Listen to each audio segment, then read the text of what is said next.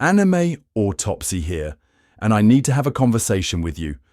A difficult conversation.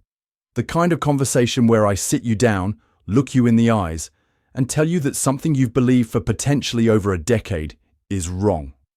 Not partially wrong. Not, well, actually, there's nuance, wrong. I mean fundamentally, structurally, embarrassingly incorrect in a way that should make all of us question every theory we've ever concocted in the dark recesses of our mind brains while waiting for the next chapter to drop.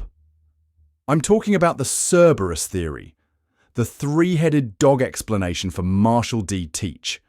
The idea that has infected one-piece discourse like a particularly resilient strain of headcanon that simply refuses to die no matter how many times the evidence fails to support it. And look, I get it. I understand the appeal. When fictional pirate creator man Eiichiro Oda drew that Jolly Roger back in Chapter 2 and 23, when we first saw those three skulls hanging over crossed bones, our collective mind brains went into overdrive. Three skulls, Blackbeard, the guy who would later eat 2 devil fruits when everyone told us that was supposed to make you explode into a fine mist of regret and poor decision-making. The math seemed to check out. 3 skulls equals 3 bodies equals 3 souls equals 3 devil fruit slots.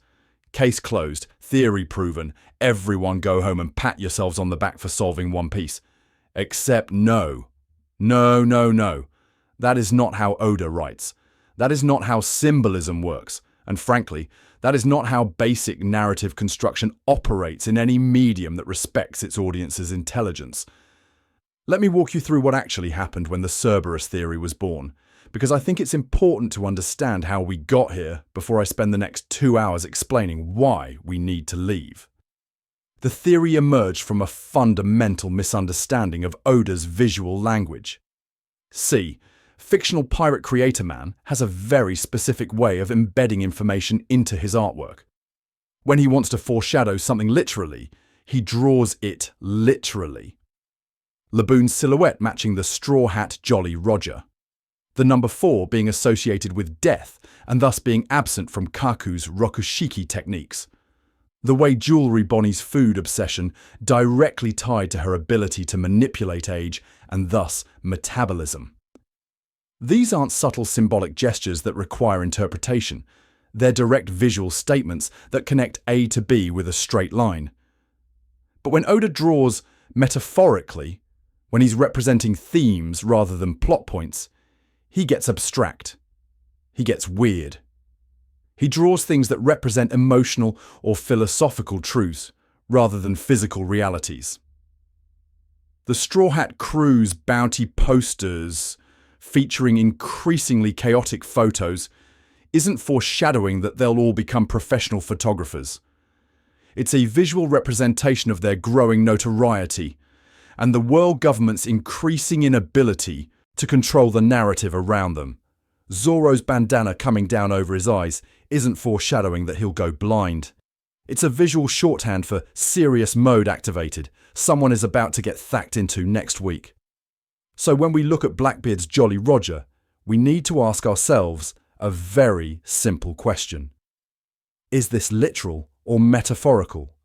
Is Oda telling us that Teach physically has 3 heads, 3 bodies, or 3 souls crammed into one suspiciously large and perpetually unwashed frame? Or is he telling us something about who Blackbeard is as a character, as a thematic presence in the story, as a narrative force? The answer becomes obvious when you actually look at the flag in context. Chapter 223. Jaya. The island where dreams go to die, unless you're a rubber boy with an unshakable conviction that islands can fall from the sky. Blackbeard appears on this island with his crew, and the first thing we see of his flag is those 3 skulls. But here's what everyone forgets. This is also the arc where Oda introduces the concept of inherited will. This is where we get the famous "people's dreams never die" speech. This is where the thematic foundation for the entire D-Clan mythology gets laid down in wet concrete. And Blackbeard, standing there with his three-skull flag, represents the dark mirror of that inheritance. 3 skulls, 3 paths, 3 ambitions that should never coexist in one person. The desire to be Pirate King, the desire to destroy the world order, the desire to prove that overwhelming power trumps all other considerations. Blackbeard doesn't have 3 bodies. He has 3 dreams that would each be enough to define a single villain's entire motivation. He's greedy on a conceptual level. He wants everything, all at once, right now, and he doesn't see why he should have to choose. And you know what confirms this interpretation? The SBS. That beautiful, chaotic mess of reader questions where Oda drops lore bombs between drawings of what characters would look like as children, and explanations of why Frankie's Speedo colour changed between chapters. In Volume 48, a reader asks about Blackbeard's sleep schedule, and Oda confirms something absolutely buck-wild. Marshall D. Teach has never slept, not once, in his entire life. Now, the Cerberus theorists seized on this like a drowning man grabbing a pool noodle.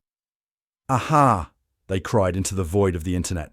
3 bodies taking shifts means he never needs to sleep. The souls rotate consciousness while the others rest. And I understand why that interpretation feels satisfying. It's clean. It's clever. It explains a weird detail with a weird solution.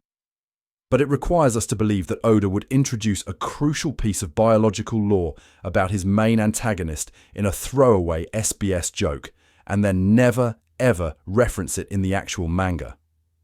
Think about that for a second. Oda, the man who foreshadowed Gear 5 over 1,000 chapters in advance. Oda, who planted the name Nika in a context so subtle that nobody caught it until the reveal. This Oda would establish that his primary villain is literally 3 people in one body, and then just never mention it in the story, never have a character comment on it, never have Teach himself reference the others sharing his flesh. The Whitebeard pirates spent decades sailing with this man, and Marco's only comment at Marineford is that Teach's body is atypical, not multiple, not inhabited by others. Atypical.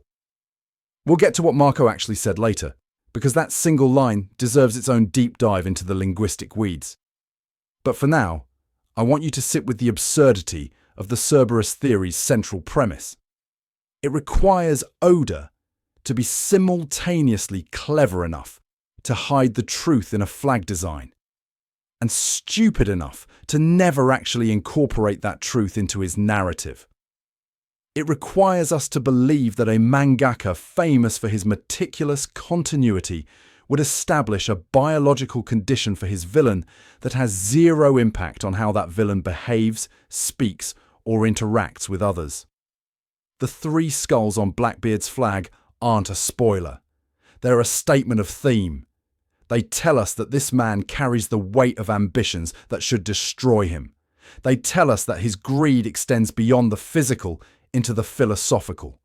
They're a warning sign, not a blueprint. And the fact that we spent 15 years treating metaphor as literal foreshadowing says more about our desperation to solve One Piece than it does about Oda's actual intentions. But the Cerberus theory is just the surface, the most popular wrong answer. Beneath it lies an even more pervasive piece of copium that I need to address before we can move forward. The Chimera Theory. The absorbed twin. The idea that somewhere inside Marshall D. Teach, there's a sibling he consumed in the womb, waiting to justify our assumptions. That's where we're going next. And folks, it only gets worse from here. So we've established that the Cerberus theory is built on a foundation of wishful thinking and misread symbolism. But I promised you it gets worse, and I am nothing if not a man of my word. Because lurking beneath the 3-headed dog nonsense is an even more insidious piece of fan speculation. The Chimera Theory. The absorbed twin hypothesis. The idea that Marshall D. Teach, at some point during his fetal development, consumed a sibling in the womb and now carries their genetic material, and possibly their soul, inside his body like some kind of biological storage unit for extra devil fruit capacity. And look, I need to be careful here, because unlike the Cerberus theory, which is based entirely on a flag design and vibes, the Chimera Theory at least attempts to engage with real-world biology. Chimerism is an actual medical phenomenon. It occurs when two fertilized eggs fuse early in development, resulting in a single organism with two distinct sets of DNA. It happens in humans. It's documented. It's scientifically legitimate. So when fans proposed that Blackbeard might be a chimera, they weren't pulling the concept out of thin air. They were applying real science to fictional pirate business. The problem is that applying real science to One Piece is like trying to use a thermometer to measure vibes. It's the wrong tool for the job. Fictional pirate creator man has never, in over 1,000 chapters, referenced chimerism as a concept. He's never established that genetic abnormalities allow for multiple devil fruit consumption. He's created an entire character in Vegapunk whose explicit narrative purpose is to explain how the weird stuff in One Piece actually works. And at no point has that character said, oh yeah, some people are born with extra DNA slots, and that's why they can eat more devil fruits. The scientific framework that would make chimerism relevant to Blackbeard's abilities simply does not exist in the One Piece universe. But let's pretend for a moment that it could. Let's engage with the Chimera Theory on its own terms and see if it holds up to scrutiny. The argument goes something like this. Teach absorbed a twin in the womb, giving him two sets of DNA, which somehow translates to 2 bodies worth of devil fruit capacity, which explains how he ate the Yami Yami no Mi and then stole the Gura Gura no Mi without exploding. The sleeplessness is explained by the absorbed twin's consciousness taking over while Teach's primary mind rests. The 3 skulls represent Teach, his absorbed sibling, and something else. The theory gets vague on that third element, which should be your first red flag. Here's the thing that kills this theory for me, and it's something I almost never see discussed in the discourse. The SBS childhood illustrations. In volume 63, Oda drew what several members of the worst generation look like as children. And there, among the baby versions of Luffy and Law and Kid, sits young Marshall D. Teach. A small, round-faced boy with the same missing teeth and scruffy hair we see in his adult design. Crying. That last detail matters. Teach is crying in his childhood illustration. He's alone, sitting in the dark, tears streaming down his face. And the fandom, bless their theorizing hearts, looked at this image and said, ah, yes, this is clearly evidence of absorbed twin trauma. Or the other soul is making him sad, or some other interpretation that projects complexity onto simplicity. But what they didn't say, what they couldn't say, because it would undermine their entire framework, is this. The child in that illustration looks completely normal. No visible deformities. No suggestion of unusual mass or structure. No third arm poking out or second head hiding under the hair. Just a sad little boy sitting alone in the dark. If Oda intended for Blackbeard's atypical body to be a physical chimera situation, if there was literally a second person's worth of biological material stuffed inside this character, why would he draw the childhood version as anatomically standard? Why would he hide the very evidence that would make the theory compelling? The answer, which the Chimera theorists refuse to accept, is that the abnormality isn't physical. It's emotional. It's psychological. It's something about who Teach is on the inside, not what he's made of on the outside. That crying child isn't mourning an absorbed sibling. He's alone because he's always been alone. He's crying because something about Marshall D. Teach has always been fundamentally disconnected from the people around him. He has never slept, which means he has never dreamed the way others dream. He has never experienced the vulnerability of unconsciousness, the trust required to close your eyes in a world full of pirates and marines and sea kings. He has been awake, alone with his thoughts, for every single second of his existence. That's not a chimera. That's a tragedy. And this brings me to the core problem with both the Cerberus and Chimera theories. They're trying to make Blackbeard's abnormality into something external, something that happened to him, something that can be pointed at and labelled and understood as a biological quirk rather than a character trait. Fans want Teach to be a cheat code because it makes him easier to categorize. If he's 3 people, then his power makes sense. If he absorbed a twin, then his abilities have a scientific explanation. If there's some weird physical thing going on under that black coat, then we don't have to grapple with the uncomfortable possibility that Blackbeard is simply built different in a way that defies our expectations of how devil fruits should work. But Oda doesn't write cheat codes. He writes consequences. He writes characters whose abilities reflect who they are on a fundamental level. Luffy's rubber body matches his flexible, bouncy personality. Law's surgical precision reflects his calculated approach to revenge and justice. Big Mom's soul manipulation stems from her childhood inability to distinguish between consuming food and consuming people. Devil fruits in One Piece aren't random power assignments. They're thematic statements. So, what does it say about Blackbeard that he can hold multiple devil fruits? What does the Yami Yami no Mi, the power of darkness, of nothingness, of the void, tell us about who Marshall D. Teach actually is? The answer isn't going to be found in absorbed twins or mythical dog monsters. It's going to be found in what Marco said at Marineford. That single line that launched 1,000 theories. That frustratingly vague statement that the fandom has been chewing on for over a decade.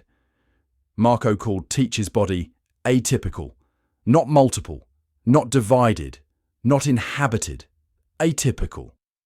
And I think it's time we actually looked at what that word means, what Marco was qualified to observe, and why everyone has been so determined to read more into it than the text actually supports. Because here's the thing about Marco that people forget. He's not just a pirate, he's a doctor. And doctors choose their words very, very carefully. Let's talk about Marco the Phoenix. Let's talk about the single most misquoted, misinterpreted, and aggressively over-extrapolated line in One Piece discourse. Because I've seen this fandom take 4 words from a battlefield conversation and construct entire architectural blueprints of theory on top of them. And it's time someone pointed out that the foundation is made of sand. Chapter 577. Marineford. The world is literally on fire. Whitebeard has just died standing up like the absolute unit he was. And Marshall D. Teach in full view of every marine, every pirate, and every cameradan.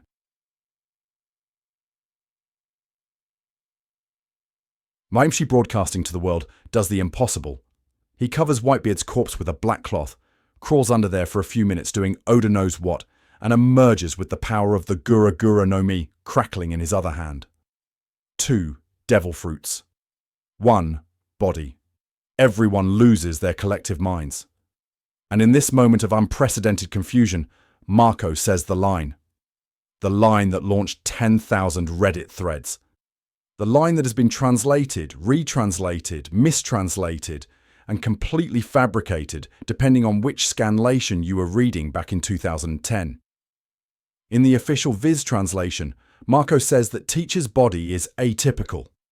Some fan translations rendered it as unusual, or different, or, and this is where the problems start, not like a normal human's. That last translation is where the Chimera and Cerberus theories found their footing. Not like a normal human. Sounds like Marco is saying, Teach isn't human, or isn't fully human, or is multiple humans stapled together. It sounds like a definitive statement about Blackbeard's biological composition. But here's the thing about fan translations from 2010. They were done by passionate amateurs working from raw Japanese scans, often prioritizing dramatic impact over linguistic accuracy. And the original Japanese text does not say what those translations implied. The word Marco uses is Yixing, which is read as Ike, or, in some contexts, Igyo. This word is composed of 2 kanji. The first means different, or strange. The second means form or shape or body. Put together, the most literal translation is different body or atypical physique. It's a medical term. It's the kind of word a doctor would use to describe a patient whose anatomy doesn't match expected parameters. It does not mean multiple bodies. It does not mean contains other souls. It does not mean is secretly three guys in a trench coat. It means that something about Teach's physical form deviates from the norm in a way that Marco, as a medical professional, found noteworthy. And I need to stress the medical professional part because the fandom consistently forgets that Marco isn't just some random pirate commenting on Blackbeard's vibes. He's the head doctor of the Whitebeard pirates. He's been practicing medicine on a ship full of the most dangerous and physically unusual people in the world for decades. This is a man who has treated fishmen, giants, and whatever the hell Oars Jr. was supposed to be. His frame of reference for typical human anatomy is already wildly skewed compared to a normal physician. So when Marco says Teach's body is atypical, he's not comparing Blackbeard to the average person on the street. He's comparing him to the entire spectrum of biological diversity that exists in the One Piece world. That makes the statement more significant, not less. Marco has seen everything. He's patched up crew members with extra limbs, weird proportions, and bodies modified by decades of combat and devil fruit exposure. And even by those standards, something about Teach struck him as unusual. But the nature of that unusualness is never specified. Marco doesn't say his body has extra organs. He doesn't say there's more than one heartbeat. He doesn't say I detected multiple souls during my medical examination. He just says the body is atypical and moves on because there's a war happening and philosophical discussions about enemy biology are not exactly a priority when your father figure just died and your island is being invaded. The fandom filled in the blanks. That's what we do. We're theorists. We're speculators. We're people who have spent years of our lives analysing fictional pirate business, and we cannot tolerate an unanswered question. So we took Marco's 4-word observation and we built cities on top of it. We decided that atypical must mean multiple because that would explain the devil fruit situation. We decided that Marco must have detected something specific because otherwise, why would Oda include the line at all? We decided that the answer was hidden in the subtext because the text itself wasn't satisfying enough. But here's what I think Oda was actually doing with that line. I think he was acknowledging the question without answering it. I think Marco's statement is a narrative bookmark.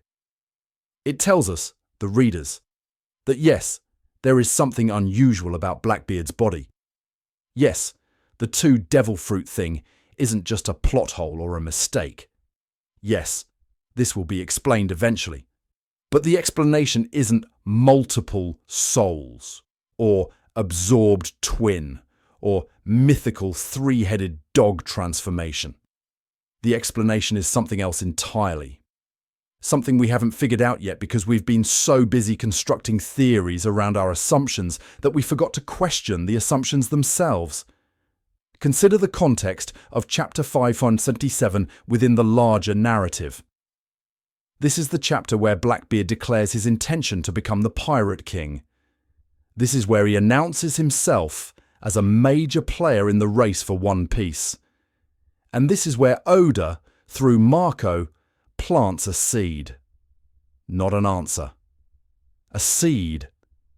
Something that will grow over the next several hundred chapters into whatever the actual explanation turns out to be.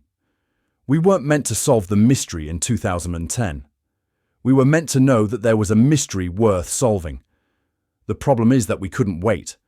We took the seed and we decided it was a fully grown tree. We took Marco's careful, medically precise observation and we translated it into whatever theory we found most appealing. And now, over a decade later, we've got a fandom so committed to their interpretations that they treat the Cerberus Theory and the Chimera Theory as established canon rather than elaborate speculation built on a foundation of ambiguous translation and wishful thinking. Marco said, "Teach's body is atypical." That's it. That's all he said. Everything else, the multiple souls, the absorbed twins, the three-headed dog mythology, is fan fiction. High quality, creative, genuinely impressive fan fiction in some cases, but fan fiction nonetheless. And if we want to actually understand what's going on with Marshall D. Teach, we need to strip away the layers of accumulated theory and go back to what the manga actually tells us. Which brings us to the sleep situation. Because if Marco's line is the most misquoted piece of evidence in the Blackbeard discourse, Teach's sleeplessness is the most under-examined. And what it implies about his body is far more disturbing than any three-headed dog could ever be. I want you to think about the last time you slept. Really think about it. You closed your eyes. Your consciousness faded. For somewhere between 6 and 10 hours, depending on how responsible you are with your life choices, you cease to exist as an active participant in reality. Your body repaired itself. Your brain consolidated memories. Your dreams did whatever weird nonsense dreams do, which neuroscience still hasn't fully figured out despite centuries of people waking up confused about why they were being chased by a giant talking sandwich. Sleep is fundamental to human existence. It's not optional. It's not a luxury. Every single complex organism on this planet requires some form of rest cycle to function. Even jellyfish, which don't have brains, exhibit sleep-like behavior. Marshall D. Teach has never experienced this, not once, in his entire life. This comes from SBS Volume 48, where a reader asked Oda about the sleeping habits of various characters.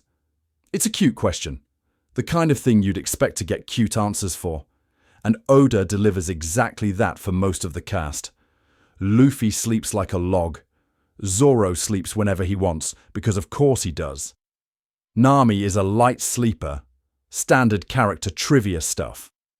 But then we get to Blackbeard, and Oda drops this information like it's nothing. Teach doesn't sleep, has never slept. The man has been conscious for every single second of his existence since the moment he was born.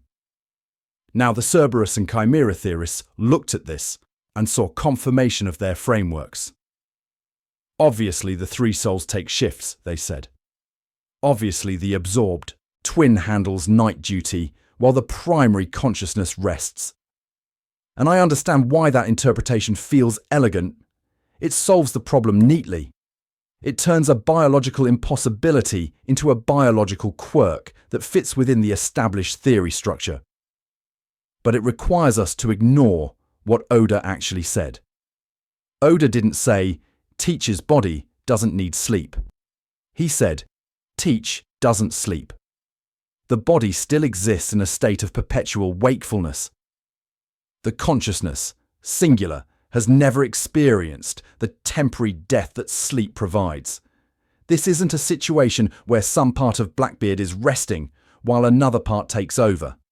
This is a situation where the entire system has been running continuously for over 40 years without interruption.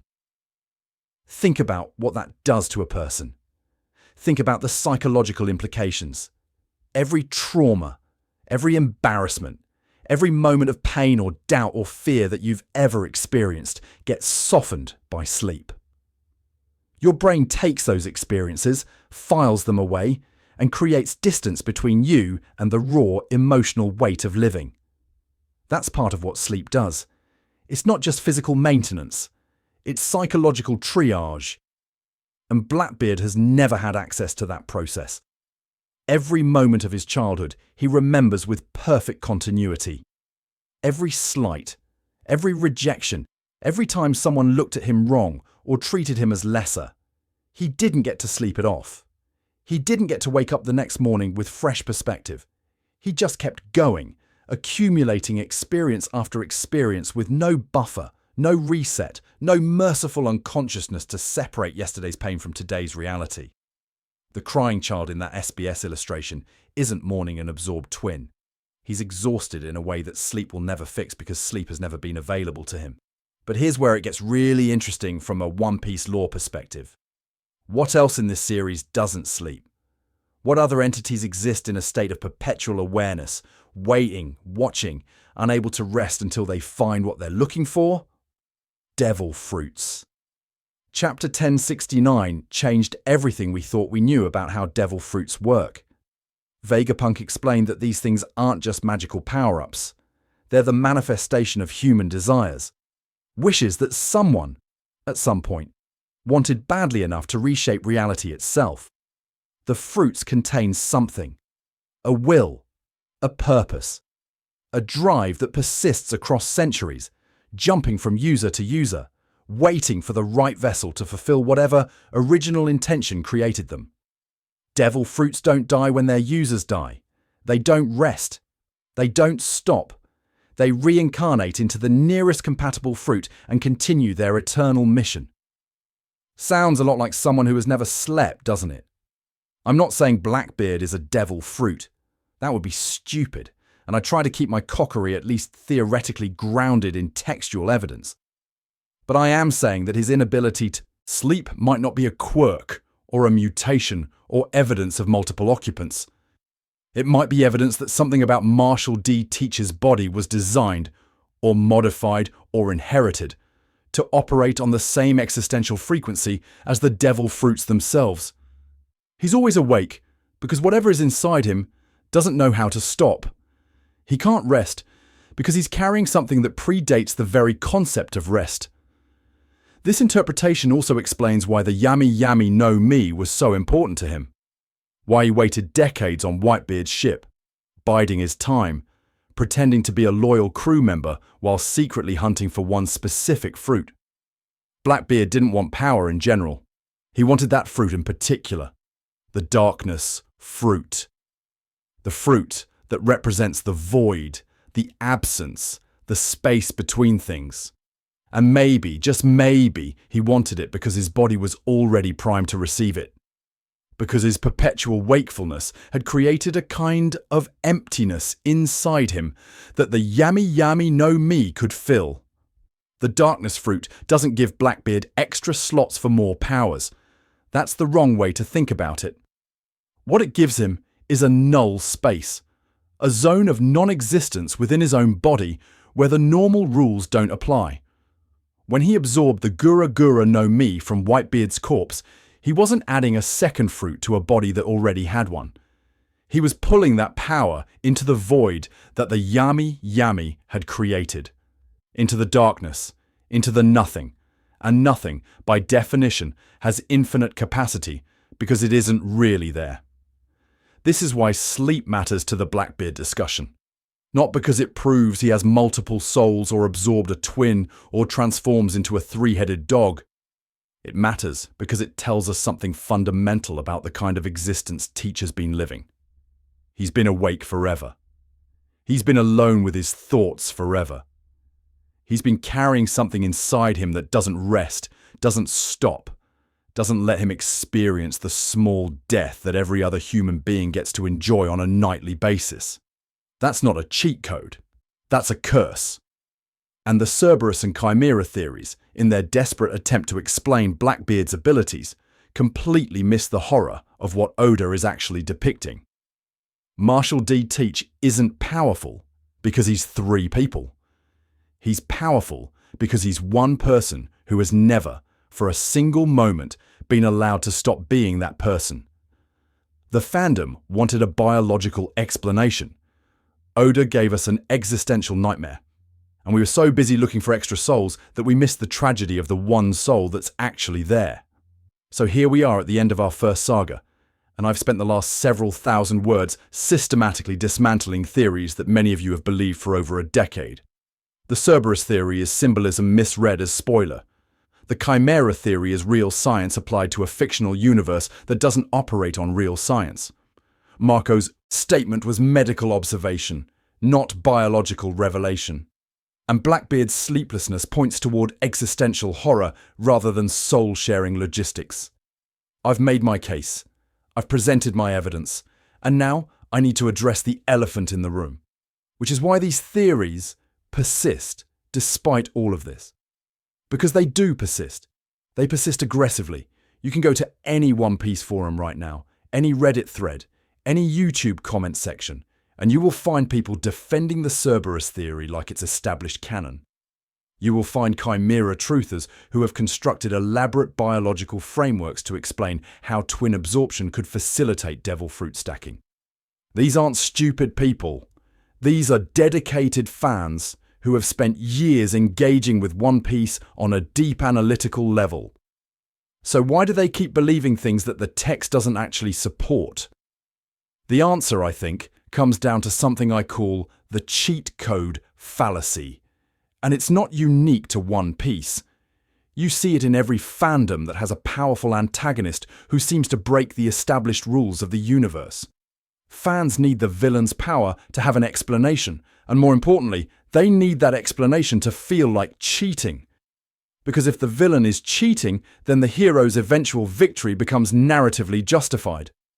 The good guy wins not because they were arbitrarily stronger, but because they played fair and the cheater got exposed. Blackbeard eating 2 devil fruits feels like cheating. It violates everything we were told about how this power system works. Blueno explained it back in Enies' lobby.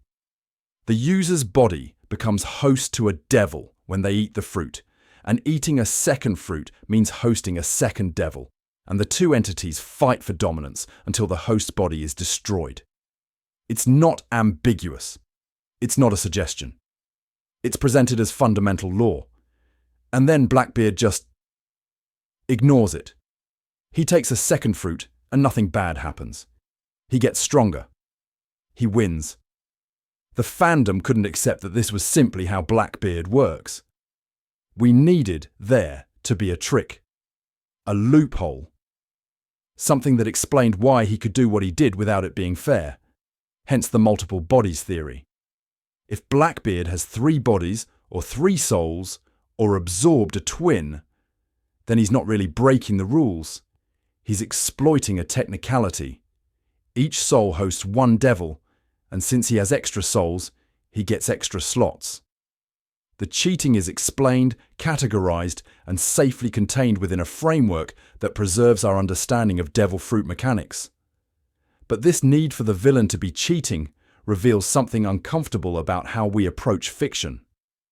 We want Luffy's eventual victory over Blackbeard to feel earned. We want it to be satisfying on a narrative level. And we've decided, collectively and largely unconsciously, that the only way for it to feel earned is if Blackbeard's power is somehow illegitimate. If he's a cheater who got caught. If his multiple fruits are a house of cards that will collapse once Luffy figures out the trick. Except Oda doesn't write that kind of story. One Piece has never been about exposing cheaters or revealing that the villain's power was fake all along. Crocodile didn't lose because his San fruit had a secret weakness. He lost because Luffy figured out how to hit him and then hit him really, really hard. Doflamingo didn't lose because his string fruit was secretly flawed. He lost because Luffy developed a new form of Gear 4th and punched him into the ground with the weight of an entire country's hope behind the blow. Kaido didn't lose because his dragon fruit was cheating. He lost because Luffy awakened a power that had been dormant for 800 years and literally laughed him into defeat. The pattern is clear.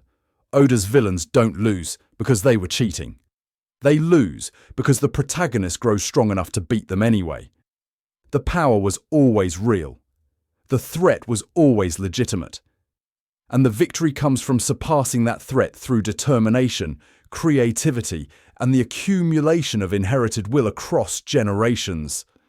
This means that when Luffy eventually defeats Blackbeard, and he will, because One Piece is a story about dreams coming true and Blackbeard's dream directly opposes Luffy's, it won't be because he exposed the multiple souls trick. It won't be because he figured out that Teach absorbed a twin and exploited some biological weakness. it will be because Luffy became strong enough to beat a man who legitimately holds the power of darkness and the power of earthquakes in the same body. The victory will be earned through strength, not through narrative technicality. And I think, deep down, the fandom knows this. We know that Oda doesn't write gotcha victories. We know that Blackbeard's power is probably exactly what it appears to be. But we cling to the cheat code theories anyway, because the alternative is terrifying. The alternative is that Marshall D. Teach is simply built different. That his body, for reasons we don't yet understand, operates on rules that don't apply to anyone else. That the atypical nature Marco observed isn't a trick or a loophole, but a fundamental aspect of who Blackbeard is. That's scary. That's a villain whose threat can't be neutralized by clever detective work. That's an antagonist who will need to be overcome through raw, honest, brutal conflict. And maybe that's why the theories persist. Not because the evidence supports them, but because the alternative is too frightening to accept. But here's the thing. Oda has been telling us what Blackbeard is from the very beginning. Not through flag symbolism, or absorbed twins, or three-headed dog mythology. Through something much simpler and much more disturbing. Through the nature of the Yami Yami no Mi itself. Through the properties of darkness, as Oda has defined it in this universe. Through what it means to carry the void inside your own body, and what that void might be capable of containing. We've been so busy constructing elaborate theories about Blackbeard's biology that we forgot to examine what the manga actually tells us about his powers. We've been so focused on the container that we ignored what's being contained. And in Saga 2, we're going to fix that. We're going to put Marshall D. Teach's body under the microscope. Not to look for extra souls or absorbed siblings, but to understand what the Yami Yami no Mi actually does and why that single fruit might be enough to explain everything. The lie we've all believed is that Blackbeard needed to be multiple people to do what he did. The truth, which is far more elegant and far more horrifying, is that he only ever needed to be one person. One person with a body that doesn't sleep, carrying a power that creates emptiness, channeling an ambition that refuses to choose between dreams. One person who contains multitudes not because he absorbed them, but because he refuses to let go of anything he's ever wanted. That's the Blackbeard we're going to examine next. And folks, I promise you, the reality is stranger than any theory we've invented. Welcome back to the autopsy table. We've cleared away the accumulated debris of a decade's worth of fan theories, and now it's time to actually examine the body. Not Blackbeard's body specifically, not yet, but the bodies of every devil fruit user in one piece. Because if we want to understand why Marshall D. Teach can do what he does, we first need to understand what devil fruits actually do to the people who eat them. And I'm going to be honest with you, the fandom has been operating on an incomplete model for years. We thought we understood devil fruit mechanics. We didn't. Vegapunk showed up and flipped the entire table, and most of us are still picking up the pieces. Let's go back to basics. Chapter 385. Enies Lobby. The moment when Blueno, a man whose entire personality is door, explained to Luffy how devil fruits work. This was our foundational text for over 500 chapters. Blueno said that when you eat a devil fruit, a devil takes up residence in your body. He said that eating a second fruit would introduce a second devil, and the two would fight each other, destroying the host in the process. It was clean. It was simple. It gave us a clear rule. 1 fruit per customer. Violators will explode. And then Blackbeard happened, and suddenly that clean, simple rule had a glaring exception that nobody could explain. So we invented explanations. Multiple bodies to host multiple devils. Absorbed twins creating extra residency slots. The Yami Yami no Mi somehow neutralizing the conflict between devils. We patched and patched and patched, because the alternative was admitting that we didn't actually understand the system we thought we'd mastered. Then came chapter 1069, and Vegapunk said, "Actually, Everything you think you know is wrong, and also I'm a giant head in a jar now. Deal with it. Vegapunk's explanation of devil fruits is one of the most important pieces of world-building Oda has ever delivered, and I don't think the fandom has fully processed its implications. According to the world government's greatest scientist, devil fruits are not containers for devils. They're not magical objects that inject power into your body like some kind of pirate performance-enhancing drug. They are, and I need you to really sit with this, the manifestation of human desires that were so powerful they reshaped the laws of nature itself. Someone, at some point in history, wanted to become rubber.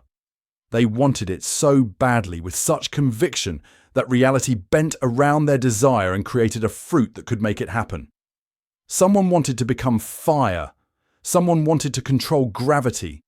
Someone wanted to turn into a literal phoenix and regenerate from any wound. These weren't random power assignments distributed by a cosmic lottery. They were wishes, dreams. The concentrated essence of human ambition crystallized into edible form. And when you eat one of these fruits, you're not hosting a devil. You're inheriting a dream.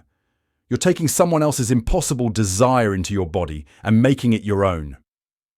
The fruit rewrites your lineage factor, the fundamental code that determines what you are on a biological level, to align with that ancient wish. You don't gain the power of rubber. You become rubber. You don't gain the power of fire. You become fire. The transformation isn't additive. It's substitutive. Your very existence gets overwritten by someone else's dream. This reframing changes everything about the two-fruit problem. Under the old model, eating a second fruit meant hosting two competing devils in one body. It was a conflict of entities, a territorial dispute between supernatural squatters. But under Vegapunk's model, eating a second fruit means something much worse. It means trying to overwrite an existence that's already been overwritten. It means attempting to become two mutually exclusive things at the same time. You can't be rubber and fire simultaneously.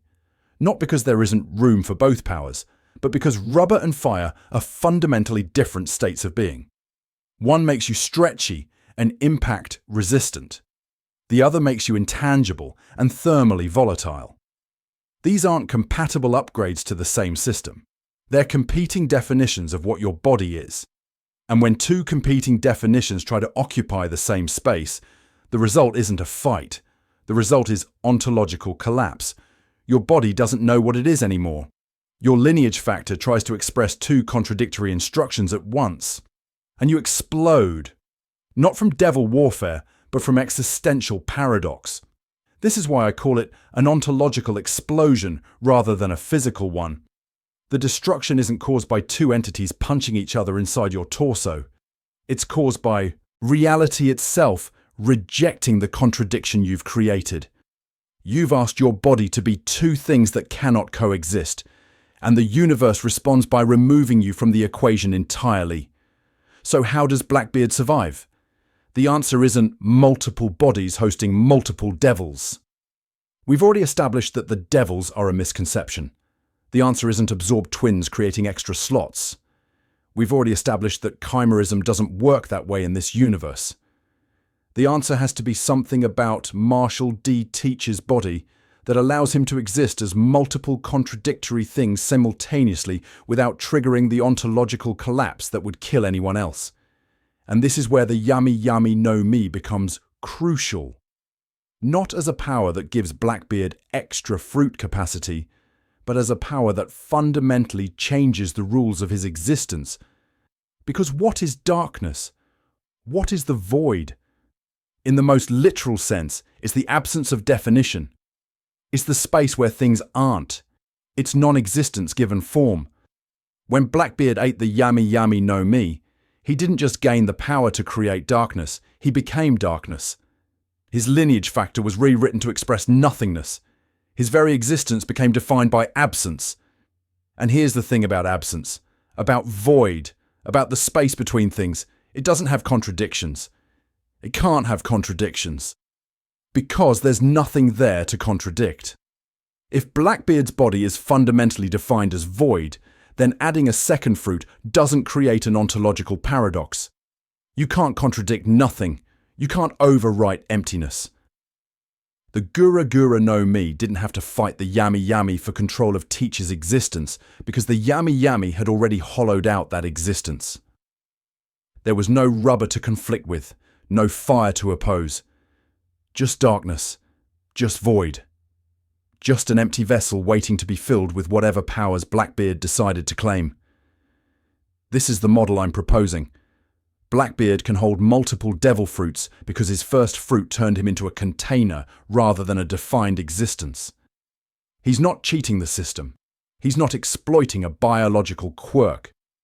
He found the one fruit in existence that could transform him from a person into a vessel, and he's been filling that vessel ever since. But this raises an immediate question that we need to address. If the Yami Yami no Mi can do this, why hasn't anyone else used this strategy? Why isn't every power-hungry pirate hunting for the darkness fruit so they can stack abilities like Blackbeard does?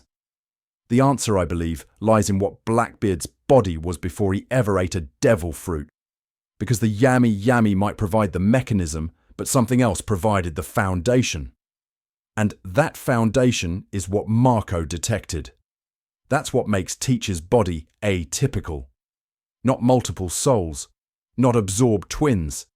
Something about his baseline existence that made him compatible with the void in a way that no one else could be. Let's talk about the Yami Yami no Mi. Not in the general sense that fans usually discuss it, where we acknowledge it's strong and move on. I mean, really talk about it. Examine every property Oda has shown us. Because this fruit is weird, folks. This fruit is doing things that no other Logia does, and the implications have been staring us in the face since Bonaro Island. Chapter 441, Blackbeard vs. Ace. The first real demonstration of what the darkness fruit can do. And immediately, from the very first combat application, we see that this isn't a normal Logia. Ace fires a blast of flame at Teach, expecting the standard Logia interaction where elemental attacks pass through harmlessly. But the fire doesn't pass through. It hits. Blackbeard takes damage. He bleeds. He feels pain. And then he grins that broken-toothed grin and explains what's happening. The Yami Yami no Mi absorbs everything. Light, energy, matter, attacks. It pulls them into the darkness like a gravitational singularity, consuming everything within its event horizon. But here's the cost, and this is crucial. Because darkness absorbs rather than disperses, Blackbeard cannot become intangible. He can't do the standard Logia trick of letting attacks phase through him. Every hit lands, every wound registers. The power that makes him potentially the most dangerous devil fruit user in existence also makes him uniquely vulnerable to basic physical damage. This is Oda telling us something. This is fictional pirate creator man establishing a thematic through line that most of the fandom glossed over in their excitement about power scaling. The Yami no Mi is about consumption without discrimination. It takes everything.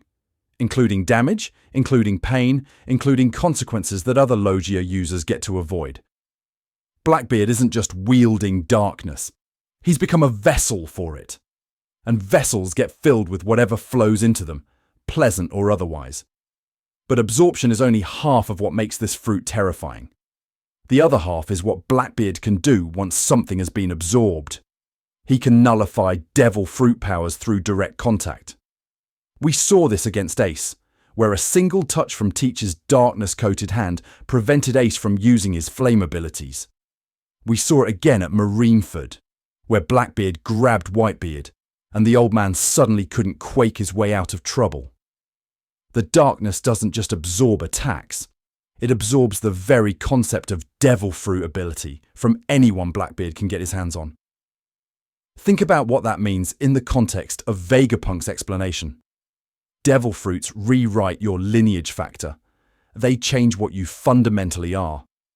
And Blackbeard can temporarily undo that rewriting through physical contact. He can reach into someone's existence and suppress the dream that defines them. That's not a combat ability. That's an existential violation. He's not just hurting his opponents, he's negating their identity. And this brings us to the black cloth scene. Chapter 577. The moment that launched every theory we spent Saga 1 dismantling. Whitebeard is dead. His body lies on the battlefield. The Gura Gura no Mi, presumably ready to reincarnate into the nearest suitable fruit. And Blackbeard throws a black cloth over the corpse, crawls under there with his crew watching, and emerges minutes later with earthquake powers crackling in his offhand. What happened under that cloth? The fandom has been asking for 15 years. The theories range from he ate Whitebeard's heart, to he performed some dark ritual, to there's a second Blackbeard under there who ate the fruit separately. All of these theories assume that Blackbeard acquired the Gura Gura through some variation of the normal fruit acquisition process, eating it after it reincarnated, or consuming the previous user's flesh, or some other mechanism that would work for anyone who knew the trick. But I don't think that's what happened. I think the cloth was hiding something far simpler and far more disturbing. I think Blackbeard used the absorption property of his Yami Yami no Mi to pull the Gura Gura's power directly out of Whitebeard's body before it could reincarnate. Consider the mechanics. The Yami Yami absorbs everything: light, matter, energy, attacks, and as we've established, devil fruit abilities through direct contact. When Blackbeard touched Ace, or Whitebeard during combat, he temporarily suppressed their powers by absorbing the fruit's influence into his darkness. But those were living users who would regain their abilities once the contact ended. Whitebeard was dead. There was no living consciousness to reassert the Gura Gura's presence. There was just a body full of earthquake power waiting to escape into a new fruit. What if Blackbeard absorbed it before it could leave? What if the black cloth wasn't hiding a ritual or a fruit transfer or a second body waiting to eat? What if it was just giving Blackbeard privacy while he pressed his darkness into a dead man's flesh and drank in everything the Gura Gura had to offer? No fruit required, no eating necessary. Just raw absorption of a devil fruit's essence directly from the source. This interpretation explains why no one else can replicate what Blackbeard did. It's not about multiple bodies or special biology or chimera genetics. It's about the unique property of the Yami Yami no Mi to absorb anything, including the metaphysical substance of another devil fruit. No other fruit has this capability. No other power can reach into someone's lineage factor and yank out the dream that rewrote their existence. Only darkness, only void, only the absence that consumes all presence. And here's where the null zone concept becomes essential. I proposed in the previous section that Blackbeard can hold multiple fruits because the Yami Yami transformed his existence into void, and void can't contradict itself because there's nothing there to contradict. But now we can be more specific about how that void functions. It's not just passive emptiness, it's active consumption. Blackbeard's body doesn't just tolerate multiple powers coexisting. It actively pulls them in, holds them in the darkness, keeps them separated in a space that exists outside normal ontological rules. The Gura Gura isn't fighting the Yami Yami inside Teach's body. It's been swallowed by it, contained by it, held in a pocket of non-existence where it can express its power outward without conflicting with the darkness that surrounds it. Blackbeard isn't hosting two competing definitions of self. He's hosting one definition, void, and storing a second definition inside that void, like cargo in a ship's hold. This is why the sleeplessness matters. This is why Marco's atypical body comment matters. The Yami Yami no Mi might provide the mechanism for multiple fruit possession, but it requires a body that can sustain that level of internal consumption without collapsing. A normal person might eat the darkness fruit and gain its powers, But could their body handle being transformed into a vessel of pure void? Could they maintain consciousness while their existence is redefined as absence? Could they survive the process of absorbing another devil fruit's essence without that essence tearing them apart from the inside? Blackbeard could, because something about him was already compatible with the void before he ever took a bite of that cursed fruit. Something about Marshall D. Teach was built to be empty. And in Section 8, we're going to examine exactly how he extracted the Gura Gura from Whitebeard's corpse and what that process reveals about the nature of devil fruit inheritance. The black cloth is coming off, folks, and what's underneath isn't 3 bodies or absorbed twins. It's something much simpler and much worse. I need to take you back to Marineford, back to chapter 577. Back to the moment that defined Blackbeard as the most dangerous man in the One Piece world and simultaneously confused everyone watching about how any of it was possible. Because we've established the theoretical framework now. The Yami Yami as void container, the absorption property as mechanism for power theft, the null zone interpretation that allows multiple fruits to coexist. But theory's worthless without evidence, and the evidence lives in the details of what happened on that battlefield. Whitebeard died standing, because of course he did. Edward Newgate took 467 wounds over the course of the war, lost half his face to Akainu's magma, and still refused to fall until he had delivered his final speech about the One Piece being real. The man was mythology given flesh, and his death was treated with corresponding weight. Marines stopped fighting. Pirates wept. The entire world held its breath as the strongest man fell. And then Blackbeard's crew threw a black cloth over the body and everything got weird. Let's examine what we actually see in the panels. The cloth goes up. Blackbeard and several of his crew disappear beneath it. Time passes. We don't know exactly how much, but enough for characters to comment and react. Then the cloth comes down and Teach emerges demonstrating earthquake powers. The Gura Gura no Mi, which should have reincarnated into a nearby fruit upon Whitebeard's death, is now somehow inside Blackbeard alongside the Yami Yami. The fandom immediately started theorizing about what happened under there. The most popular explanation involved a fruit. Blackbeard had a regular fruit hidden somewhere. The Gura Gura reincarnated into it upon Whitebeard's death, and one of Teach's alternate bodies ate it. This interpretation requires us to believe in the multiple bodies theory, which we've already dismantled, but it also requires us to believe something else. It requires us to believe that Oda would set up one of the most mysterious moments in the entire series, and then resolve it through completely ordinary fruit acquisition mechanics that just happened off screen. That's not how Oda writes mystery. When he wants something to be mundane, he shows it.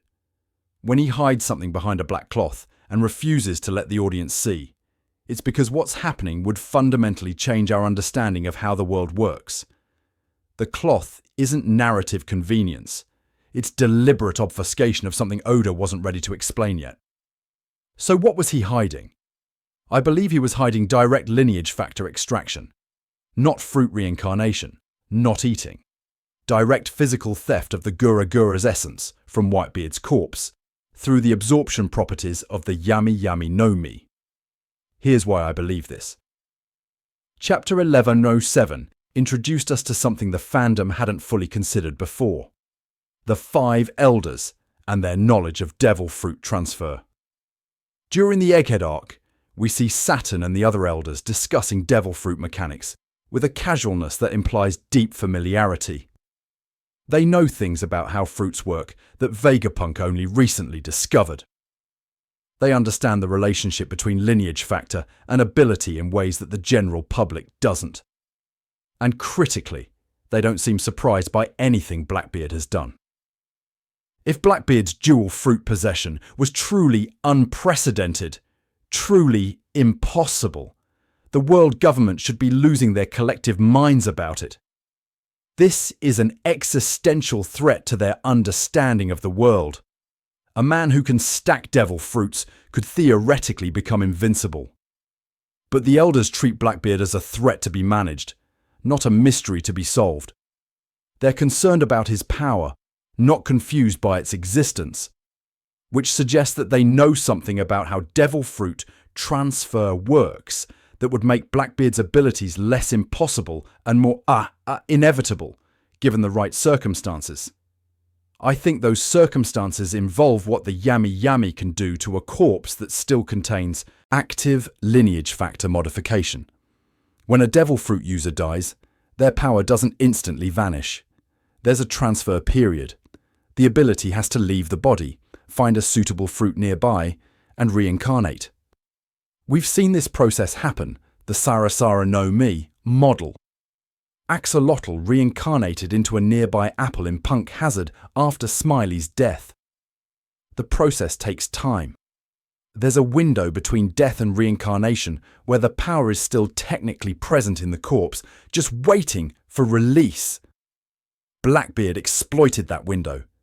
He pressed his darkness into Whitebeard's dead flesh during the interval between death and reincarnation, and he absorbed the Gura Gura's essence before it could escape.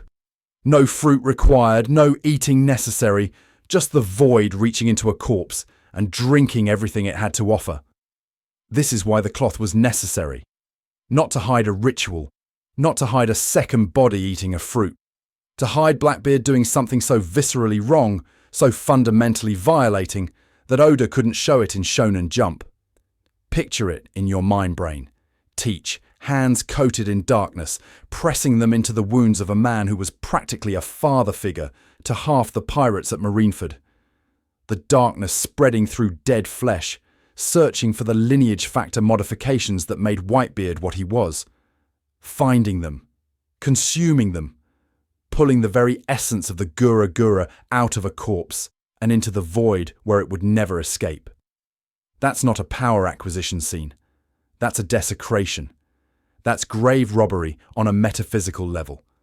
And it perfectly encapsulates who Blackbeard is as a character. He doesn't just want power. He wants to take power from others. He wants to consume what they were and add it to himself. The method matters. The violation matters. Eating a reincarnated fruit would be acquisition. What Blackbeard did was theft of identity. And the beautiful, horrible thing about this interpretation is that it makes the Yami Yami even more terrifying than we realized. This isn't just a fruit that creates darkness and absorbs attacks. This is a fruit that can steal the fundamental nature of other devil fruit users directly from their bodies. Living users get their powers suppressed temporarily. Dead users get their powers extracted permanently. The Yami Yami no Mi is the ultimate predator in the devil fruit ecosystem, a power that feeds on other powers. No wonder Blackbeard waited decades for it. No wonder he betrayed Thatch, murdered a crewmate, and destroyed his entire life on the Moby Dick just to get his hands on this specific fruit. He wasn't looking for a strong Logia. He was looking for the one fruit that could let him become everything. The one fruit that could transform him from a man with ambition into a vessel capable of holding unlimited ambition. The Yami Yami wasn't just the start of his plan. It was the entire foundation. Everything else. The Gura Gura, whatever he's collecting now, whatever he'll take in the future, is just filling the void that the darkness fruit created. This reframes the entire Blackbeard threat model. He's not powerful because he has two fruits. He's dangerous because he can take more. Every devil fruit user he kills is potentially another power added to his collection. Every corpse is a meal. Every battlefield is a buffet of lineage factors waiting to be consumed.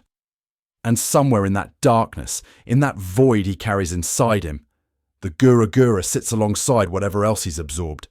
Not fighting, not conflicting, just waiting to be used, contained in a space that exists outside normal rules because normal rules require something to exist in the first place.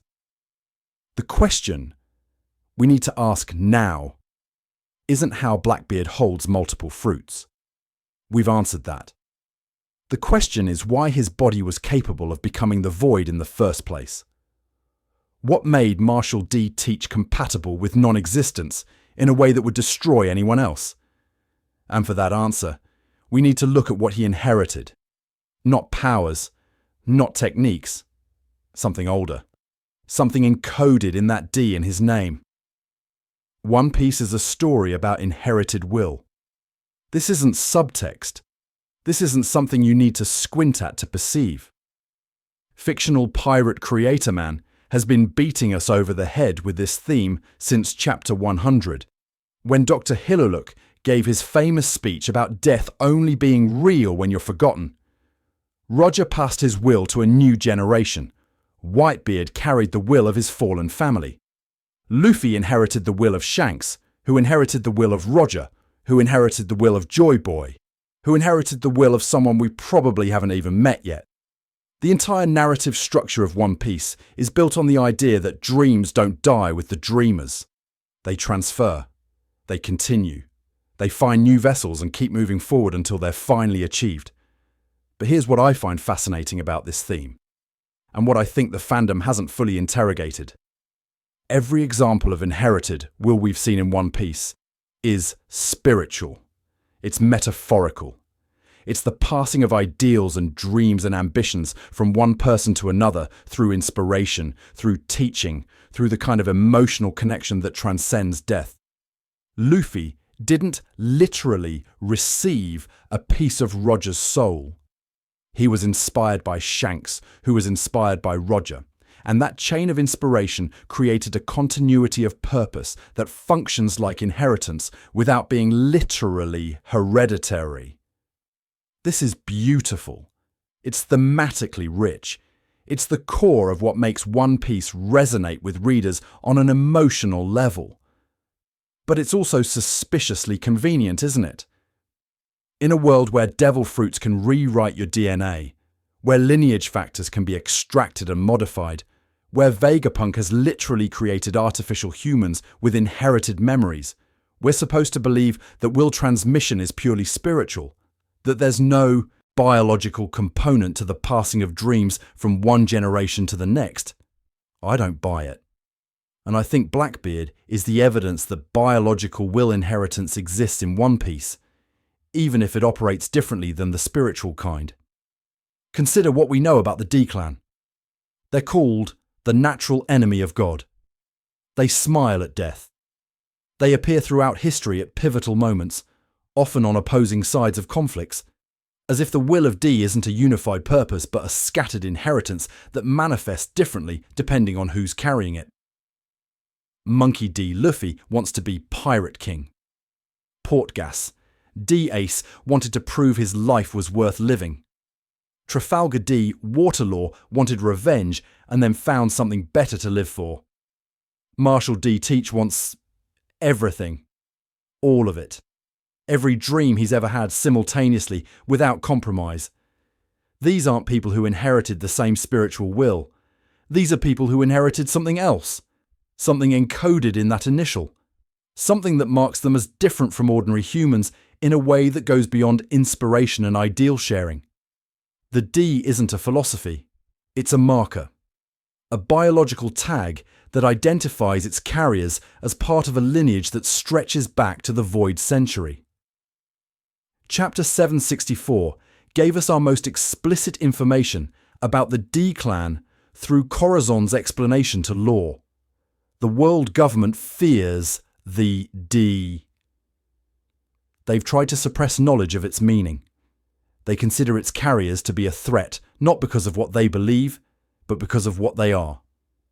Corazon called them the natural enemy of God. But he also admitted he didn't know what that actually meant. The specifics have been erased. The history has been suppressed.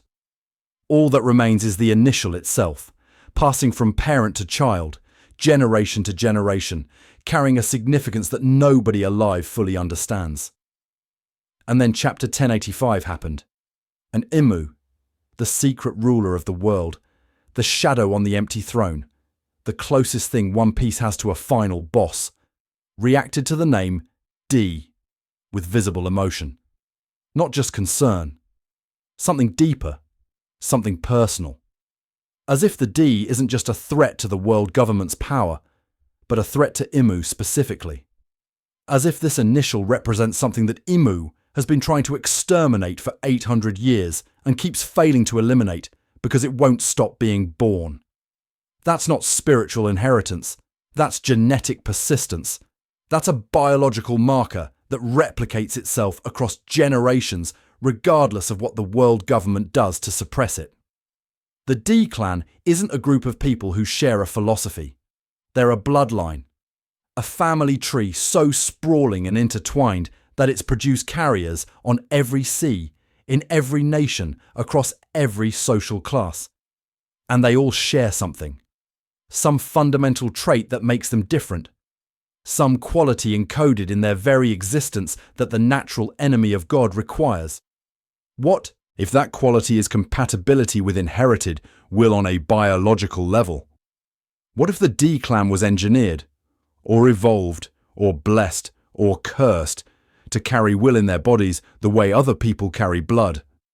Not just inspired by the dreams of those who came before, but literally, physically, containing fragments of those dreams in their lineage factor. This would explain so much about how D carriers behave. Why they smile at death, because some part of them knows that death isn't the end, that what they carry will continue in the next generation. Why they appear at turning points in history, because the inherited will they carry pushes them toward moments of significance. Why they often end up in conflict with each other, because different branches of the inheritance carry different, sometimes contradictory aspects of the original will. And it would explain Blackbeard. Marshall D. Teach doesn't inherit will spiritually. He doesn't get inspired by great men and decide to follow in their footsteps. He takes. He consumes. He absorbs the essence of others into himself and makes it his own. This isn't a character flaw. This is his inheritance manifesting.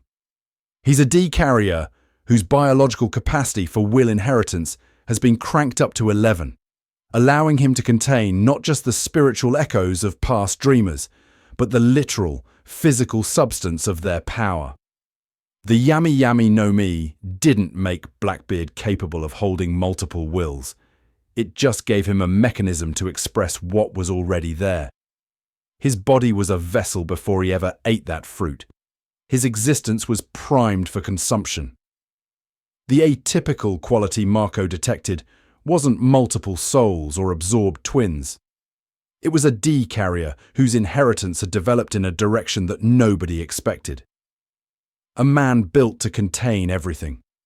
A walking repository for the collected ambitions of anyone he could get his hands on. This is what separates Blackbeard from Luffy in the narrative. They're both D carriers. They both inherit will. But Luffy inherits it the right way, through connection, through inspiration, through the bonds of friendship and the chains of love that link him to everyone who came before. Blackbeard inherits it the wrong way, through theft, through consumption, through the void that takes, without giving anything back. They're not opposite types of people. They're opposite expressions of the same inheritance. Two branches of the D clan family tree that developed in radically different directions. And when they finally clash, and they will clash, because One Piece is building toward that confrontation with the inevitability of a tidal wave, it won't just be a fight between pirates. It'll be a battle over what inherited will means. Whether the dreams of the past should be earned through love or taken by force. But we're getting ahead of ourselves, because before we can understand what Blackbeard inherited, we need to understand where the D clan came from in the first place. And for that, we need to look at the initial itself. What does D actually stand for? What did it mean before the world government erased it from history? The answer, I believe, is hiding in the one thing we know the D clan has always been able to do. The one trait that every carrier shares regardless of their personality or goals. They smile at death, as if death is an old friend, as if they've met before. The D stands for something. We've known this since Oda started dodging questions about it in SBS columns over 2 decades ago. Every time a reader asks what the initial means, fictional pirate creator man deploys his signature evasion technique. He makes a joke, changes the subject, or outright admits that the answer is too important to reveal yet. In volume 87, when pressed directly about the D, Oda said the explanation would come when the time is right. That's not a deflection. That's a promise. The D has a meaning, and that meaning is significant enough to the overall narrative that Oda has been protecting it like a dragon hoards gold. So let's do what the fandom has been doing for years. Let's speculate. But let's speculate intelligently. Let's look at what we actually know about D carriers and work backward to figure out what trait they all share. What quality connects them across bloodlines and generations and oceans? Because if the D is a biological marker, as I've proposed, then it should manifest consistently. There should be a through line. Something that every monkey and Portgas and Trafalgar and Marshall and Jaguar and Rox has in common, despite their wildly different personalities and goals. The obvious answer is the death smile. Every D carrier we've seen die has smiled at the moment of their execution or defeat. Roger smiled on the scaffold. Rouge smiled as she passed after giving birth to Ace. Ace himself smiled in Luffy's arms. Saul smiled as he froze to death protecting Robin. Even Blackbeard, who fears death more than perhaps any other character in the series, carries the grin of the D in his everyday expression. Those broken teeth always visible, always smiling even when the eyes above them show terror or rage. The smile isn't a choice. It's not bravery performed for an audience. It's reflexive, automatic, as if something in the D carrier's biology responds to the approach of death with an emotion that shouldn't be there. Not acceptance, not peace. Something else. Something that reads as joy to outside observers, but might be something far stranger from the inside. What if D carriers smile at death because some part of them recognizes it? What if the inherited will they carry includes memories, not conscious, not accessible but present, of having died before? What if every D carrier is on some fundamental biological level a continuation of someone who already experienced death and came out the other side? Not reincarnation in the spiritual sense, but genetic memory, encoded experience, the cumulative death awareness of 1,000 ancestors who all passed through that final threshold and left an imprint on the lineage factor they bequeathed to their descendants. This would explain why the world government fears them, not because D carriers are powerful. Plenty of powerful people exist without that initial. Not because they're rebellious. Rebellion can be crushed, but because they can't be permanently stopped. Kill a D, and the will continues. Execute Roger, and Ace is born. Kill Ace, and the flame he carried passes to Sabo. The D-clan isn't dangerous because of what individual members can do. They're dangerous because the inheritance never stops. The death smile isn't defiance. It's recognition that death has never been the end for their bloodline. Now let's talk about Emu. Chapter 1085 showed us something unprecedented. The shadow ruler of the world, the being who has presumably controlled human civilization from behind the scenes for 800 years, reacting emotionally to the name of Nefertari D. Lily. Not just the Nefertari part. The D. Imu stabbed the photograph. Imu showed more emotion in that single panel than in every other appearance combined. This isn't political concern. This is personal hatred, ancient grudge. The kind of animosity that only develops when someone has wronged you so deeply that 8 centuries isn't enough time to let it go. What did the D clan do to Imu? What could a bloodline of inherited will carriers have done that would make an immortal Shadow King despise them across the ages? I think they were created to oppose Imu specifically. I think the D clan was engineered during the Void Century as a biological weapon. A lineage of humans modified to carry and transmit will across generations, specifically the will to destroy whatever Imu represents. The natural enemy of God isn't a poetic title. It's a job description. The D clan exists to be God's enemy. They were made for it. Their smiles at death, their tendency to appear at historical turning points, their inability to be permanently suppressed. These aren't accidents or evolution. They're design features. The ancient kingdom, whatever it was, saw Imu coming.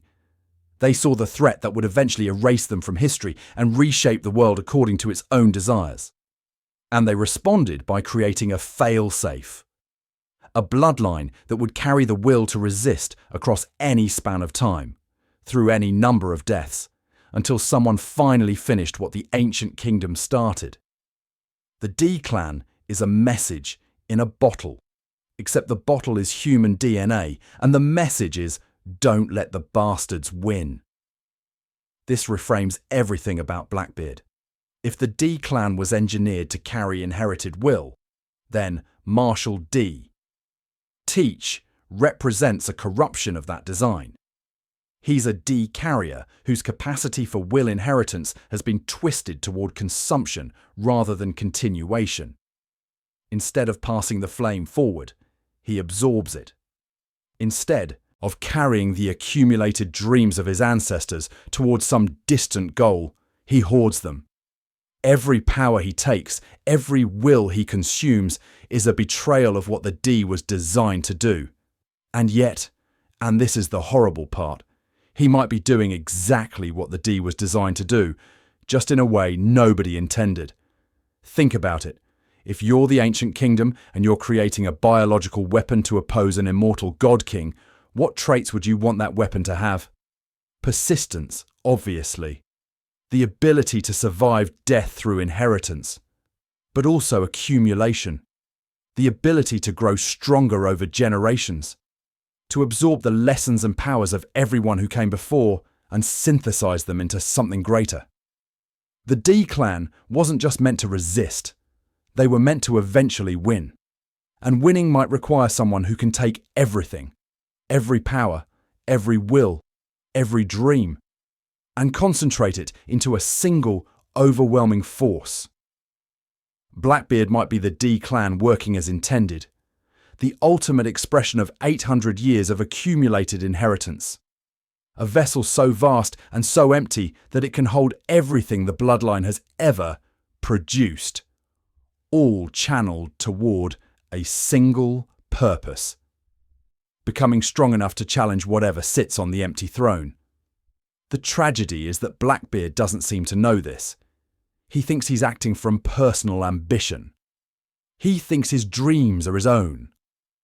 But those dreams, to be Pirate King, to reshape the world, to prove that fate doesn't exist, sound an awful lot like the dreams of someone who came before him.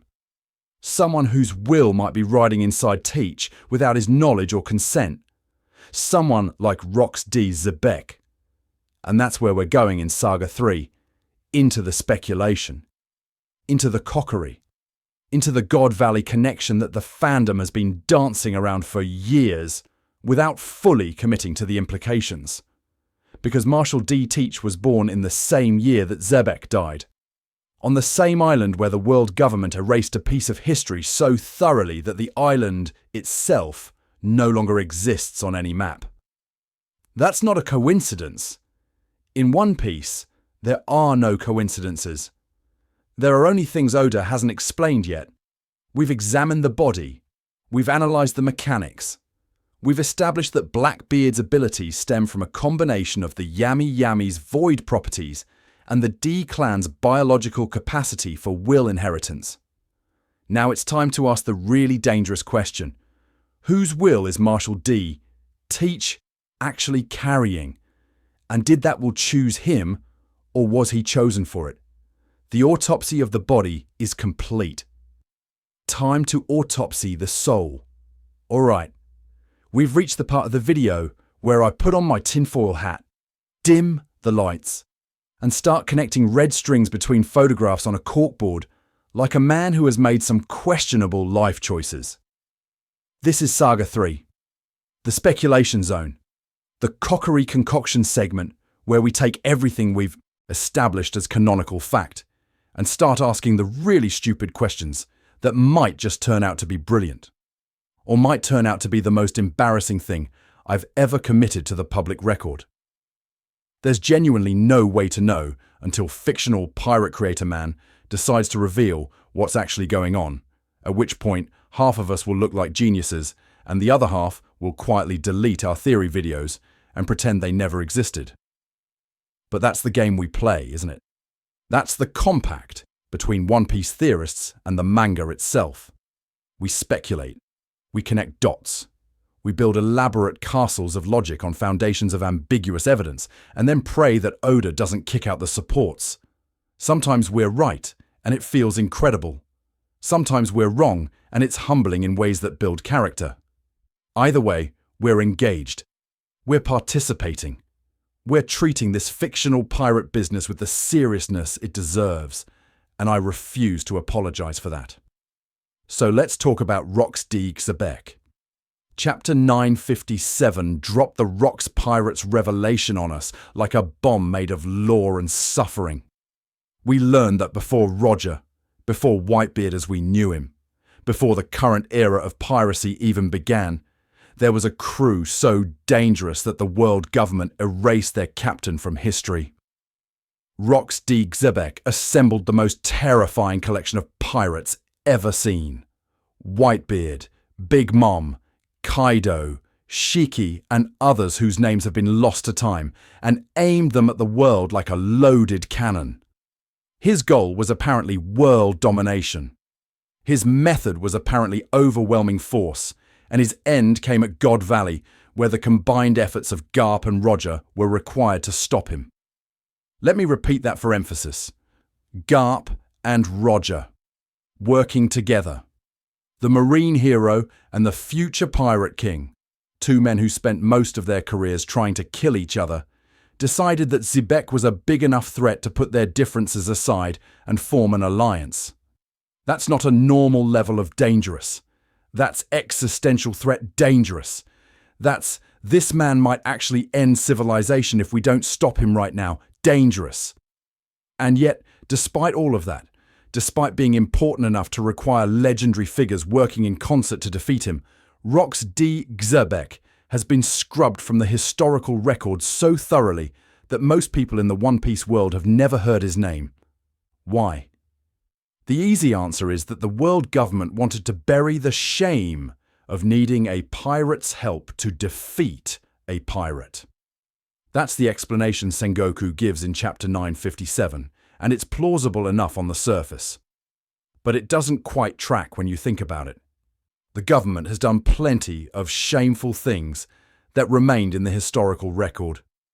They've made deals with pirates before. They've acknowledged threats that required unusual responses.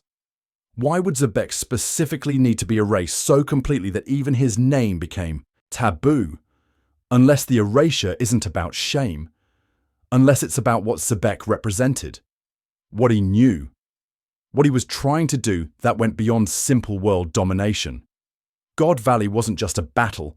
It was a convergence of power unprecedented in One Piece history. The Rox Pirates were there. Roger was there. Garp was there. The Celestial Dragons were there, apparently as targets or hostages or something we still don't fully understand. And whatever happened on that island was significant enough that the island itself was erased from existence. Not conquered, not occupied, erased, removed from maps, deleted from geography like a file dragged to the recycle bin, and emptied. You know what else was on God Valley? The place where Marshall D. Teach was born. I need you to understand how insane this timeline is. Xebec died at God Valley in the God Valley incident. The exact date isn't specified, but Vivre card data tells us it happened 38 years before the current timeline. Marshall D. Teach's Vivre card lists his birth date as August 3rd, and his age during Marineford was 40. Do the math. Count backward. Blackbeard was born approximately 2 years before the God Valley incident, which means he was a toddler when Xebec died. A toddler on an island that would soon be erased from reality. A toddler who somehow survived the battle, survived the erasure, and ended up as an orphan with no documented family history. The fandom has noticed this coincidence. How could we not? The theory that Blackbeard is somehow connected to Xebec has been floating around since Chapter 957 dropped. But most versions of the theory focus on simple lineage. Teach is Xebec's son, they say, or his nephew, or some other blood relative who inherited the same ambitions through normal biological reproduction. And that's fine. That's a reasonable theory. It explains the shared D, the shared ambition for world domination, the shared willingness to collect powerful subordinates and aim them at the world order. But I think it's too simple. I think blood relation alone doesn't explain the specific nature of Blackbeard's abilities. Because if Teach just inherited Xebec's genes, he'd be powerful and ambitious, sure, but he wouldn't necessarily have a body capable of holding multiple devil fruits. He wouldn't necessarily have the capacity to absorb others' powers directly from their corpses. He wouldn't necessarily be the specific kind of vessel we've spent 2 sagas establishing that he is. What if Blackbeard didn't just inherit Xebec's genes? What if he inherited Xebec's will in the most literal sense possible? Consider what we established in Saga 2. The D-clan appears to have biological capacity for will inheritance.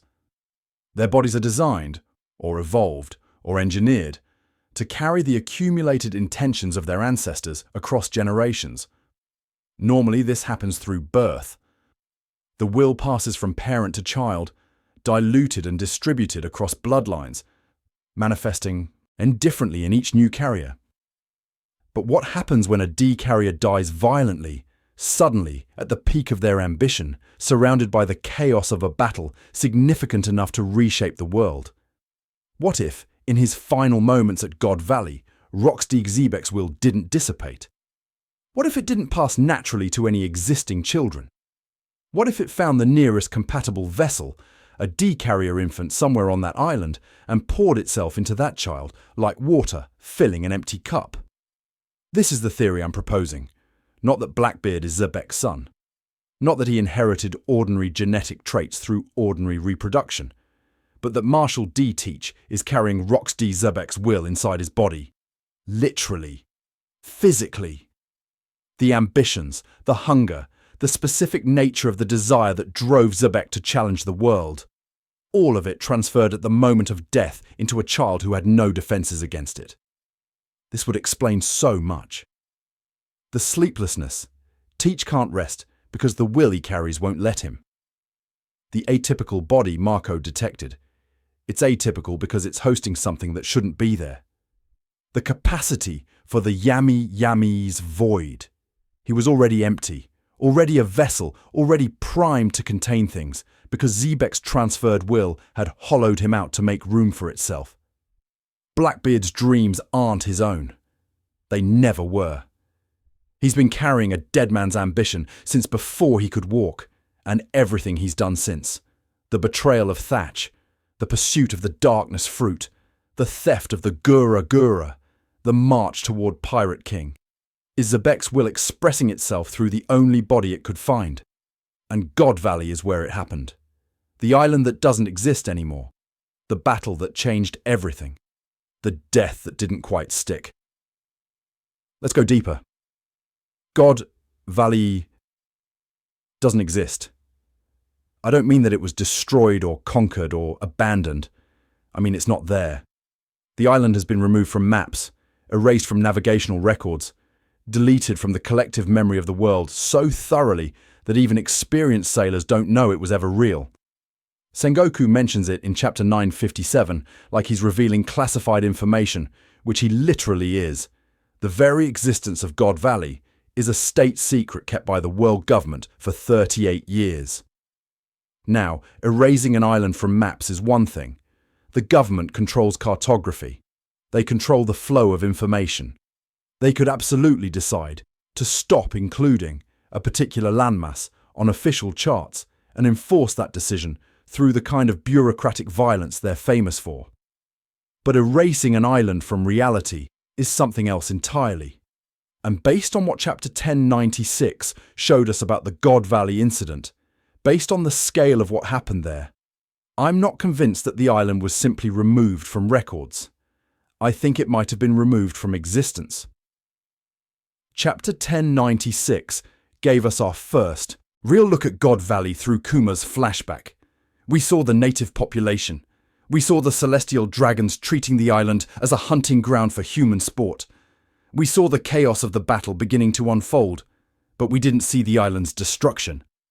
We didn't see what caused it to vanish. The flashback cuts away before the climax, leaving us with questions that Oda clearly isn't ready to answer yet. But we can speculate. We can look at what we know and ask what kind of force could make an island simply stop existing. And the answer that keeps coming back to me, the answer that fits too well to ignore, is darkness, void, the power to absorb reality itself into a space where it ceases to be. What if the Yami Yami no Mi was used at God Valley? Not by Blackbeard, he was a toddler and probably hadn't eaten the fruit yet, but by someone. By Xebec, perhaps, if he possessed it before his death. Or by someone else entirely, someone whose identity has been erased as thoroughly as the island itself. The Yami Yami doesn't just create darkness. It absorbs. It consumes. It pulls everything into a void from which nothing escapes. What happens when that power is unleashed at full scale?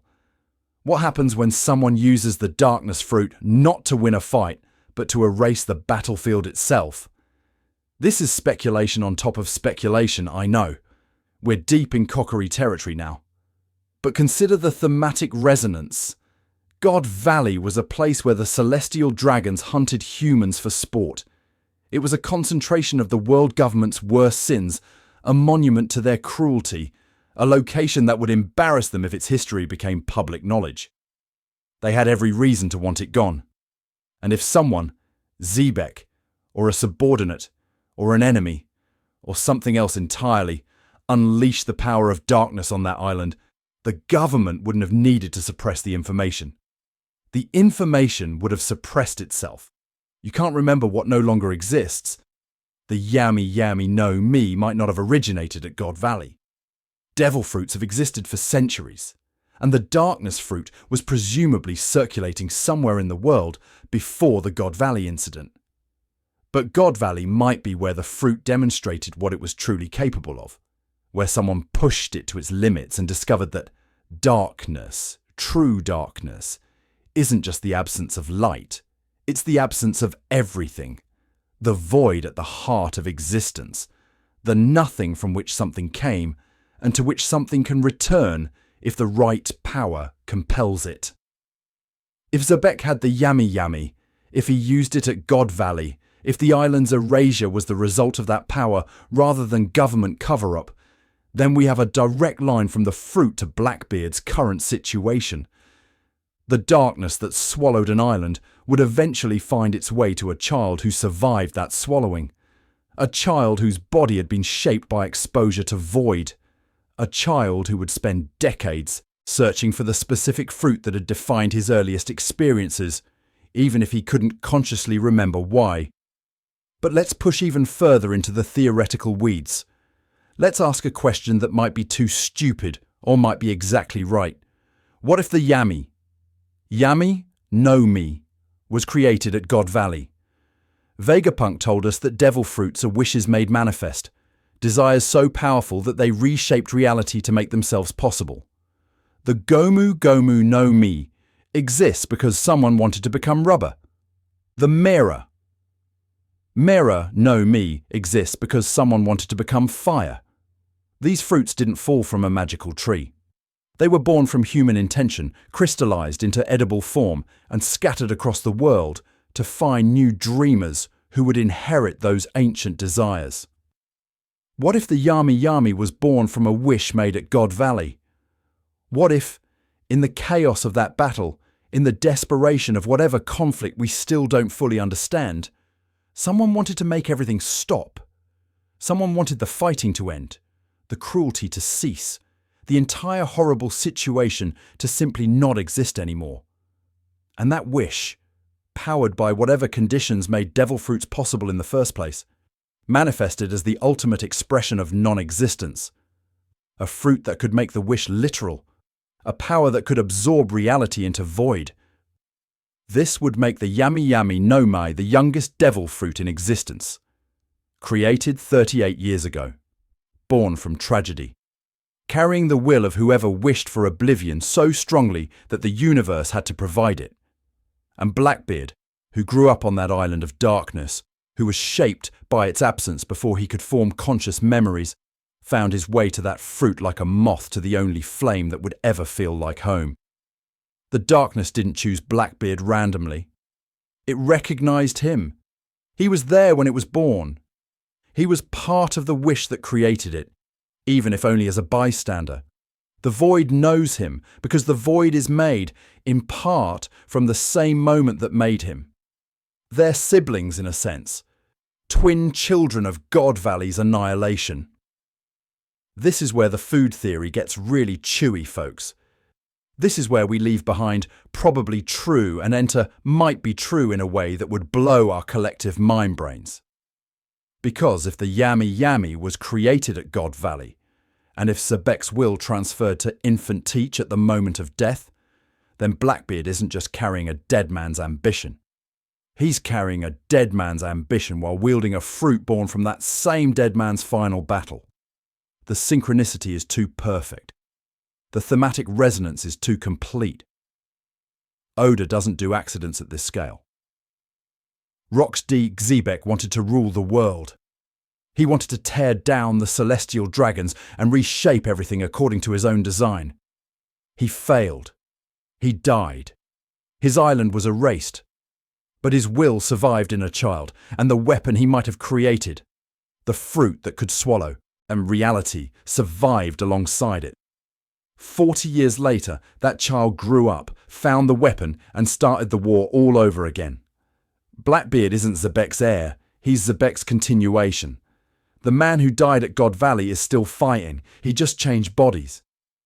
And somewhere in the darkness, in the void that used to be an island, in the nothing that Blackbeard carries inside him, Rox D. Xebek is smiling. The D-smile. The death that isn't death smile. The smile of a man who knows that will cannot be killed, only transferred. Let's talk about lineage factors next. Let's talk about what Vegapunk discovered and how it applies to everything we've theorized so far. Because the Void Century left more than just erasures. It left blueprints. And someone might have followed them. Vegapunk changed everything. I feel like I keep saying that, but it's true.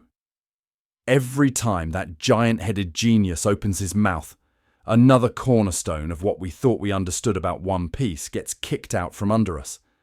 And the lineage factor revelation is perhaps the most destabilizing piece of information he's dropped because it doesn't just explain devil fruits. It explains everything. Bodies, powers, inheritance. The very mechanism by which traits pass from one generation to the next. Vegapunk cracked the code of life itself, and in doing so, he inadvertently revealed that someone cracked it long before him. Chapter 840 introduced us to the concept through the Vinsmoke family. Judge, that magnificent bastard of a father, explained that lineage factor is the blueprint of life. It's the fundamental code that determines what an organism is and what it can become. Modify the lineage factor and you modify the organism. Enhance it and you create super soldiers like the Vinsmoke children. Extract it and you can clone armies like the ones Germa 66 fields in battle. Lineage factor isn't just genetics in the way we understand genetics in the real world. It's something deeper, something more fundamental, the source code of existence itself. Vegapunk took this further. He discovered that devil fruits work by rewriting lineage factor. When you eat a fruit, you're not gaining a power that sits on top of your existing biology.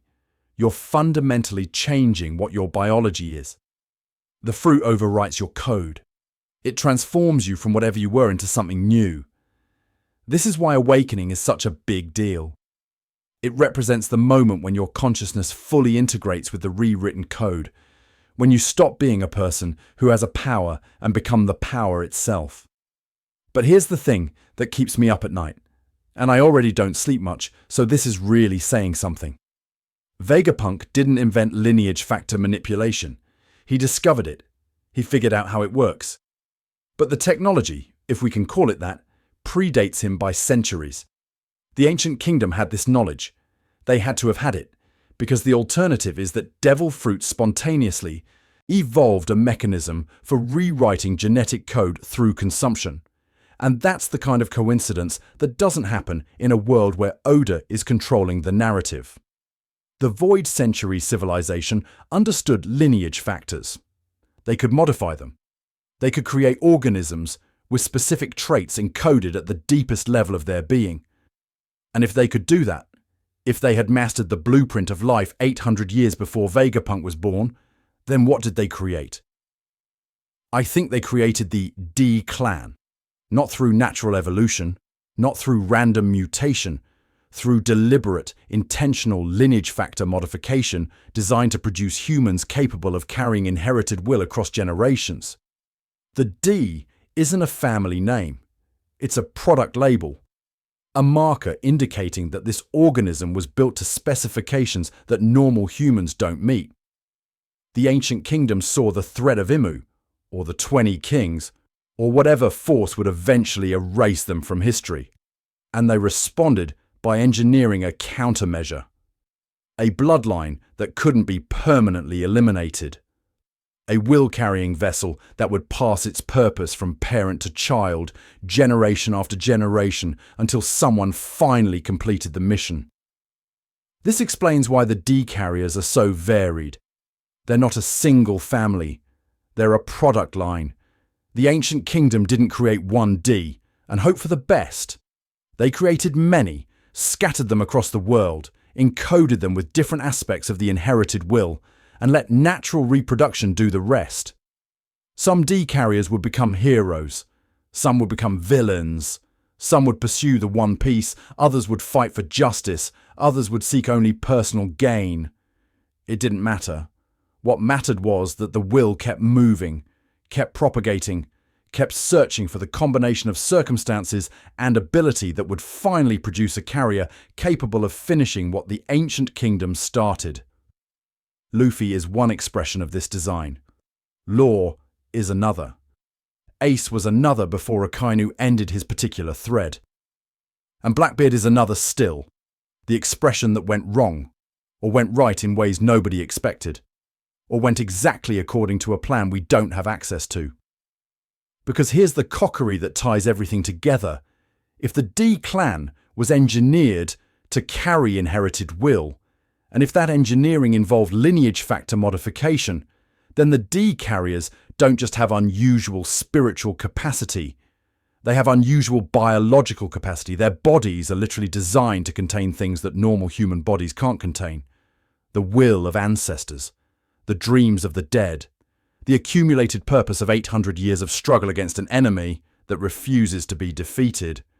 And if Blackbeard's body was designed to contain inherited will, then it was designed to contain. Period. That's its function. That's what the D-lineage factor modification does. It creates vessels. It builds humans whose existence is defined by their capacity to hold things, dreams, ambitions, purposes, wills, that transcend their individual lifespan. Most D-carriers use this capacity spiritually. They inherit the dreams of their mentors and role models and pass those dreams to the next generation through inspiration. Blackbeard uses it physically. He doesn't inherit dreams through inspiration. He consumes them directly. The Yami Yami no Mi gave him the mechanism, but the D-clan gave him the vessel. His body was built to hold inherited will, and the darkness reinterpreted that design in the most literal way possible. Instead of carrying the spiritual echoes of past dreamers, he carries the actual physical substance of their power. Instead of being inspired by Whitebeard's strength, he absorbed it. Instead of honouring Zebek's legacy, he became its continuation. The atypical body Marco detected isn't a mutation or a quirk or evidence of absorbed twins. It's a D-clan body functioning at maximum capacity. It's the lineage factor modification doing exactly what it was designed to do, just in a direction the ancient kingdom never anticipated. They built vessels for will. Blackbeard filled his vessel with power. Same mechanism, different content, This interpretation also explains why Blackbeard could survive becoming void. When the Yami Yami rewrote his lineage factor, when it transformed his existence into absence and nothingness, his D-clan biology provided a framework that could sustain the transformation. A normal person might eat the darkness fruit and collapse into themselves, their lineage factor overwritten by nothing, their existence erased by the very power they tried to claim. But a D-carrier, a human designed to contain things that shouldn't fit inside a single lifespan, could hold the void, could become the void, could make nothingness into a vessel because their body was already designed to be a vessel for impossible contents. The ancient kingdom built better than they knew. Or maybe, horrifyingly, they knew exactly what they were building and decided the risk was acceptable. Create enough D-carriers, scatter them widely enough, let enough generations pass, and eventually one of them would be extreme enough to challenge whatever sat on the empty throne. It wouldn't be a hero, necessarily. It might be a monster. But monsters can kill gods too, and when you're designing a weapon to defeat an immortal enemy, you can't afford to be picky about the personality of the weapon you create. Blackbeard is a weapon. He always has been. He just doesn't know whose hand is on the trigger. And with that cheerful thought, let's talk about what it means that he's carrying 3 dreams instead of 3 souls. Because the fandom got the number right, even if they got everything else wrong. Let's go back to Jaya, back to Mocktown, back to the moment that launched 1,000 arguments about what Luffy and Zoro meant when they said they instead of he. Chapter 225. Blackbeard has just given his speech about dreams never dying, about how people can mock ambition all they want, but the ones with dreams will always outlast the ones without. It's a genuinely compelling moment, one of the few times in the series where we see Teach as something other than a scheming villain. He believes what he's saying. His passion is real. And Luffy and Zoro, walking away from the encounter, have a brief exchange that has haunted theorists for over 2 decades. It's not he, one of them says. It's they. The other agrees. And then they walk off without explaining what the hell they meant, because fictional pirate creator man loves nothing more than dropping cryptic dialogue bombs and then refusing to address them for hundreds of chapters while his audience slowly loses their minds. The Cerberus and Chimera theorists seized on this line as proof of their frameworks. They must refer to multiple souls inside Blackbeard's body. Luffy and Zoro, with their keen instincts, detected that more than one entity was speaking. The 3-headed dog, the absorbed twin, the multiple personalities, all of it validated by a single pronoun from our protagonist. Case closed, mystery solved, except for the part where nothing about that interpretation actually makes sense.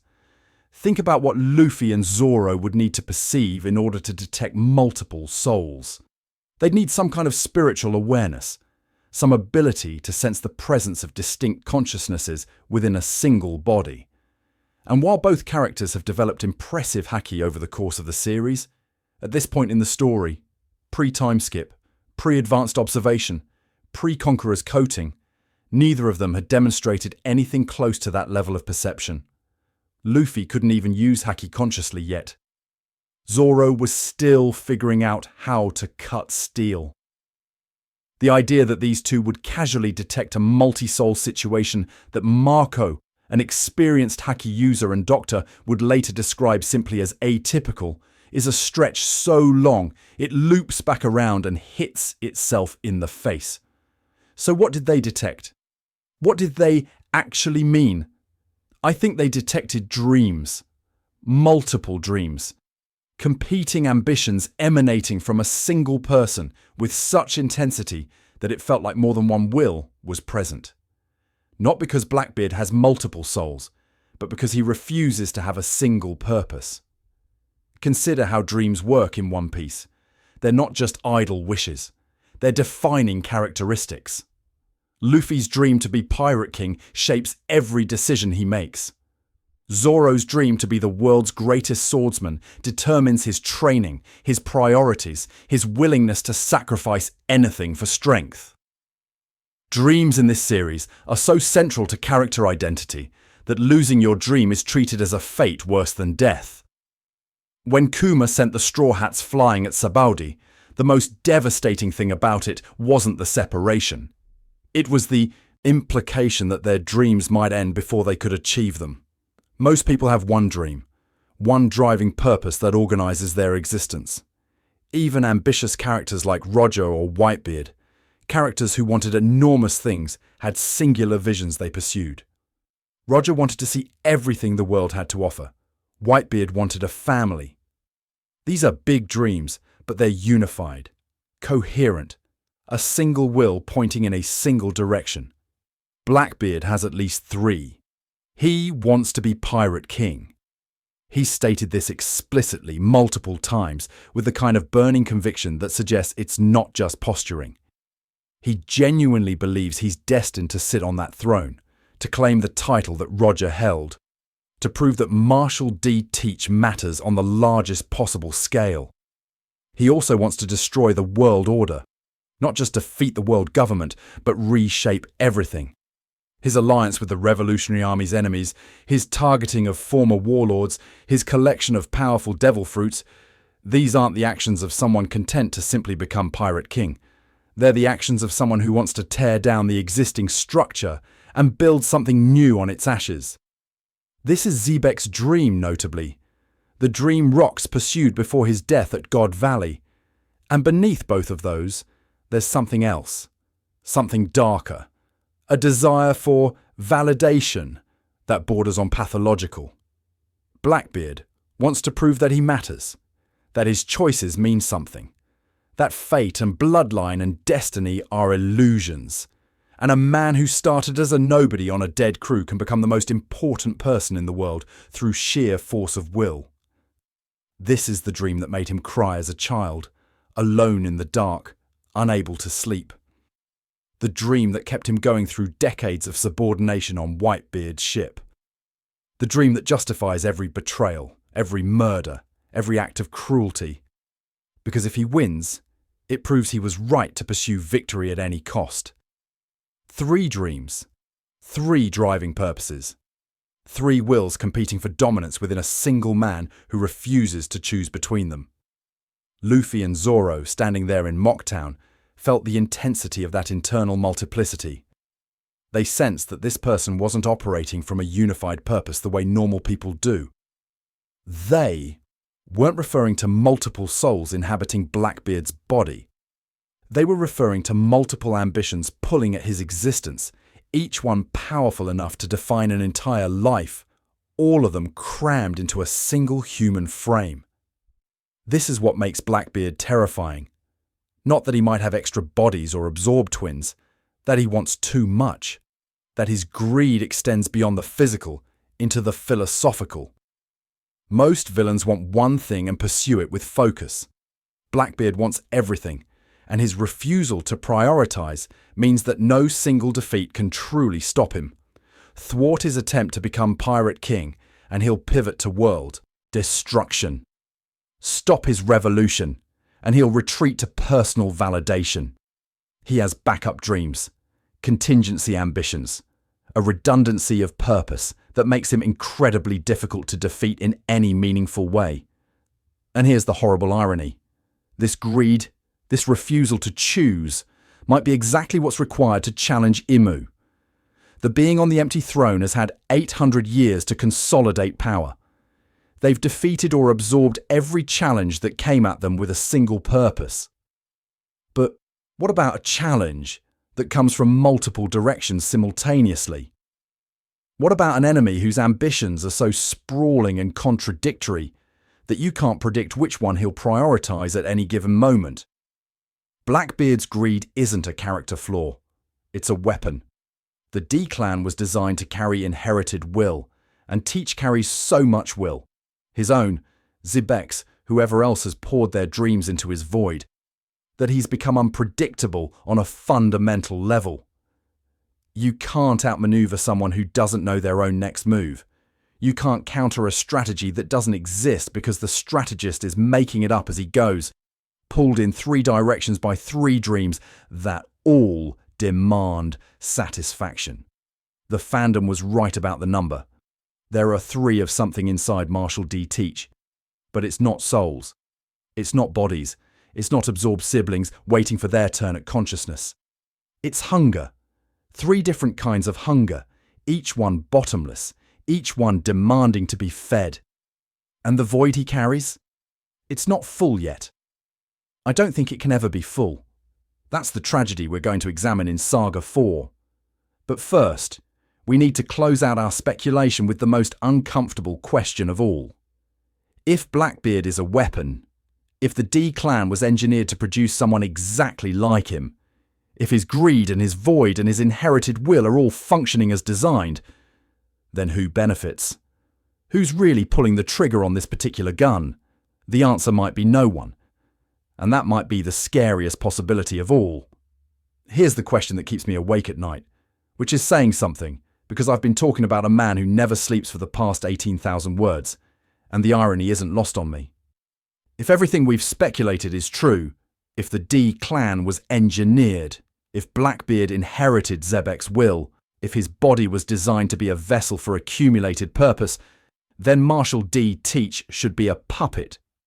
He should be dancing on strings he can't see, controlled by designs laid down 800 years ago, executing a program written by people who died before he was born.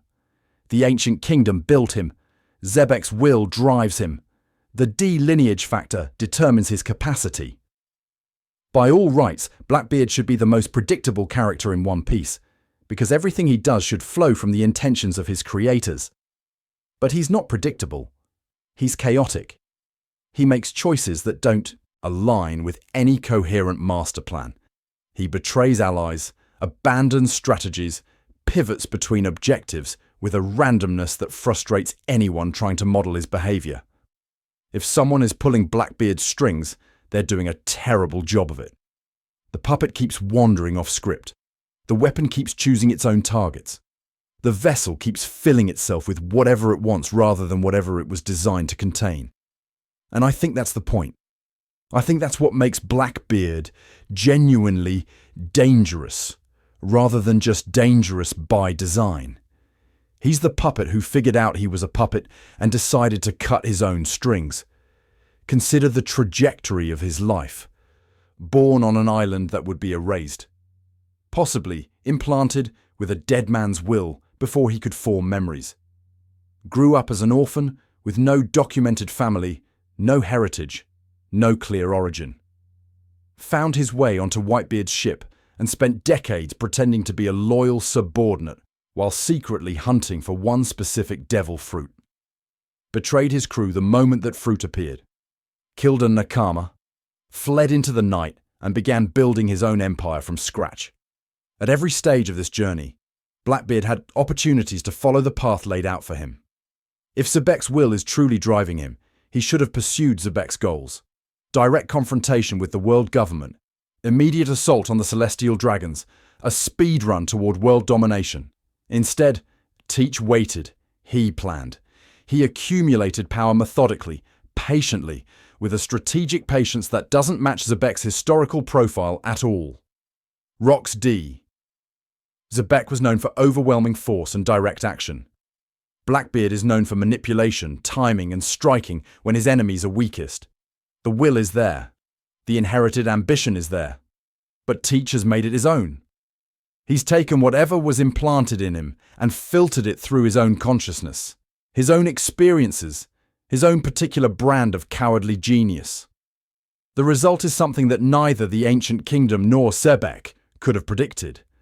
A D-clan vessel that's fully aware of its own nature and has decided to exploit that nature for personal gain rather than ancestral purpose. This is why I said earlier that Blackbeard might betray everyone, including whatever entity might be influencing him. He's demonstrated, repeatedly, that loyalty means nothing to him. Thatch was Nakama, and Teach killed him. Whitebeard was the closest thing to a father he'd ever had, and Teach desecrated his corpse. The warlord system gave him legitimacy, and he abandoned it the moment it stopped being useful. If there's some cosmic purpose encoded in his D blood, some ancient will trying to guide him toward a specific goal, Blackbeard will use it until it stops being convenient and then discard it like everything else. He's not a hero executing a righteous mission. He's not a villain following a predetermined path of darkness. He's an opportunist with access to tools that gods would envy, and he's using those tools to feed his own hunger rather than anyone else's agenda. The ancient kingdom didn't account for this. They built vessels for inherited will, but they didn't build in loyalty to that will. They created the capacity for purpose without guaranteeing what that purpose would be. And Blackbeard, alone among all the D carriers we've seen, seems to have recognized the gap between capability and obligation. Luffy inherited Roger's will and accepted it. He didn't question whether he should pursue the One Piece or challenge the world government. He felt the dream and followed it with the kind of pure-hearted conviction that defines his character. Law inherited the will of Corazon and used it as motivation for a revenge quest that eventually transformed into something healthier. Even Ace, who struggled against his inheritance, who tried to reject his connection to Roger, ultimately died, carrying forward a legacy he'd accepted on his own terms. Blackbeard inherited will and said, "Thank you for the tools. I'll be using them for myself now." There's something almost admirable about it, in a deeply twisted way. In a world where everyone is bound by inherited dreams, where the sins and ambitions of the fathers constrain the choices of the sons, Blackbeard has achieved a kind of terrible freedom. He's not Roger's successor, or Zebek's continuation, or the ancient kingdom's weapon. He's Marshal D. Teach, and whatever else he might be carrying, the decisions are his. This is the existential horror at the heart of his character. Not that he's controlled by forces beyond his understanding. That would make him sympathetic, a victim of circumstances he didn't choose. But that he's fully in control, making conscious choices to pursue his own gratification regardless of what those choices cost others. The void inside him isn't forcing him to consume. He wants to consume. The inherited will isn't compelling him toward darkness. He likes darkness. Every terrible thing he's done is the product of genuine agency exercised by a person who has decided that his satisfaction matters more than anyone else's existence.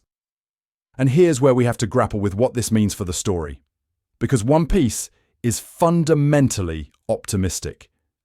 It's a narrative about dreams coming true, about good people triumphing through determination and friendship, about the inherited will of the righteous eventually overcoming the forces of oppression. Luffy's going to win.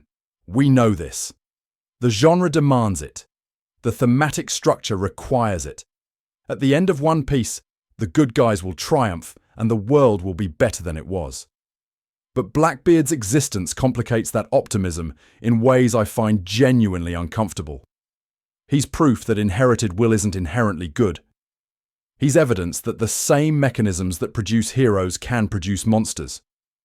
He's the dark reflection of everything Luffy represents, a D-carrier who chose greed over love, isolation over connection, consumption over creation. And defeating him won't just require Luffy to be stronger. It will require Luffy to prove that his way of carrying inherited will is better than Blackbeard's. That how you inherit matters as much as what you inherit. That's the philosophical ground we'll cover in Saga 4.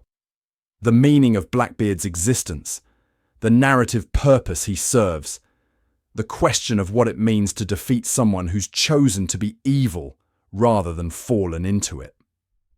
We've examined his body. We've speculated about his origins. We've constructed a framework that explains his abilities without resorting to absorb twins or three-headed dogs. Now we need to ask the hardest question of all.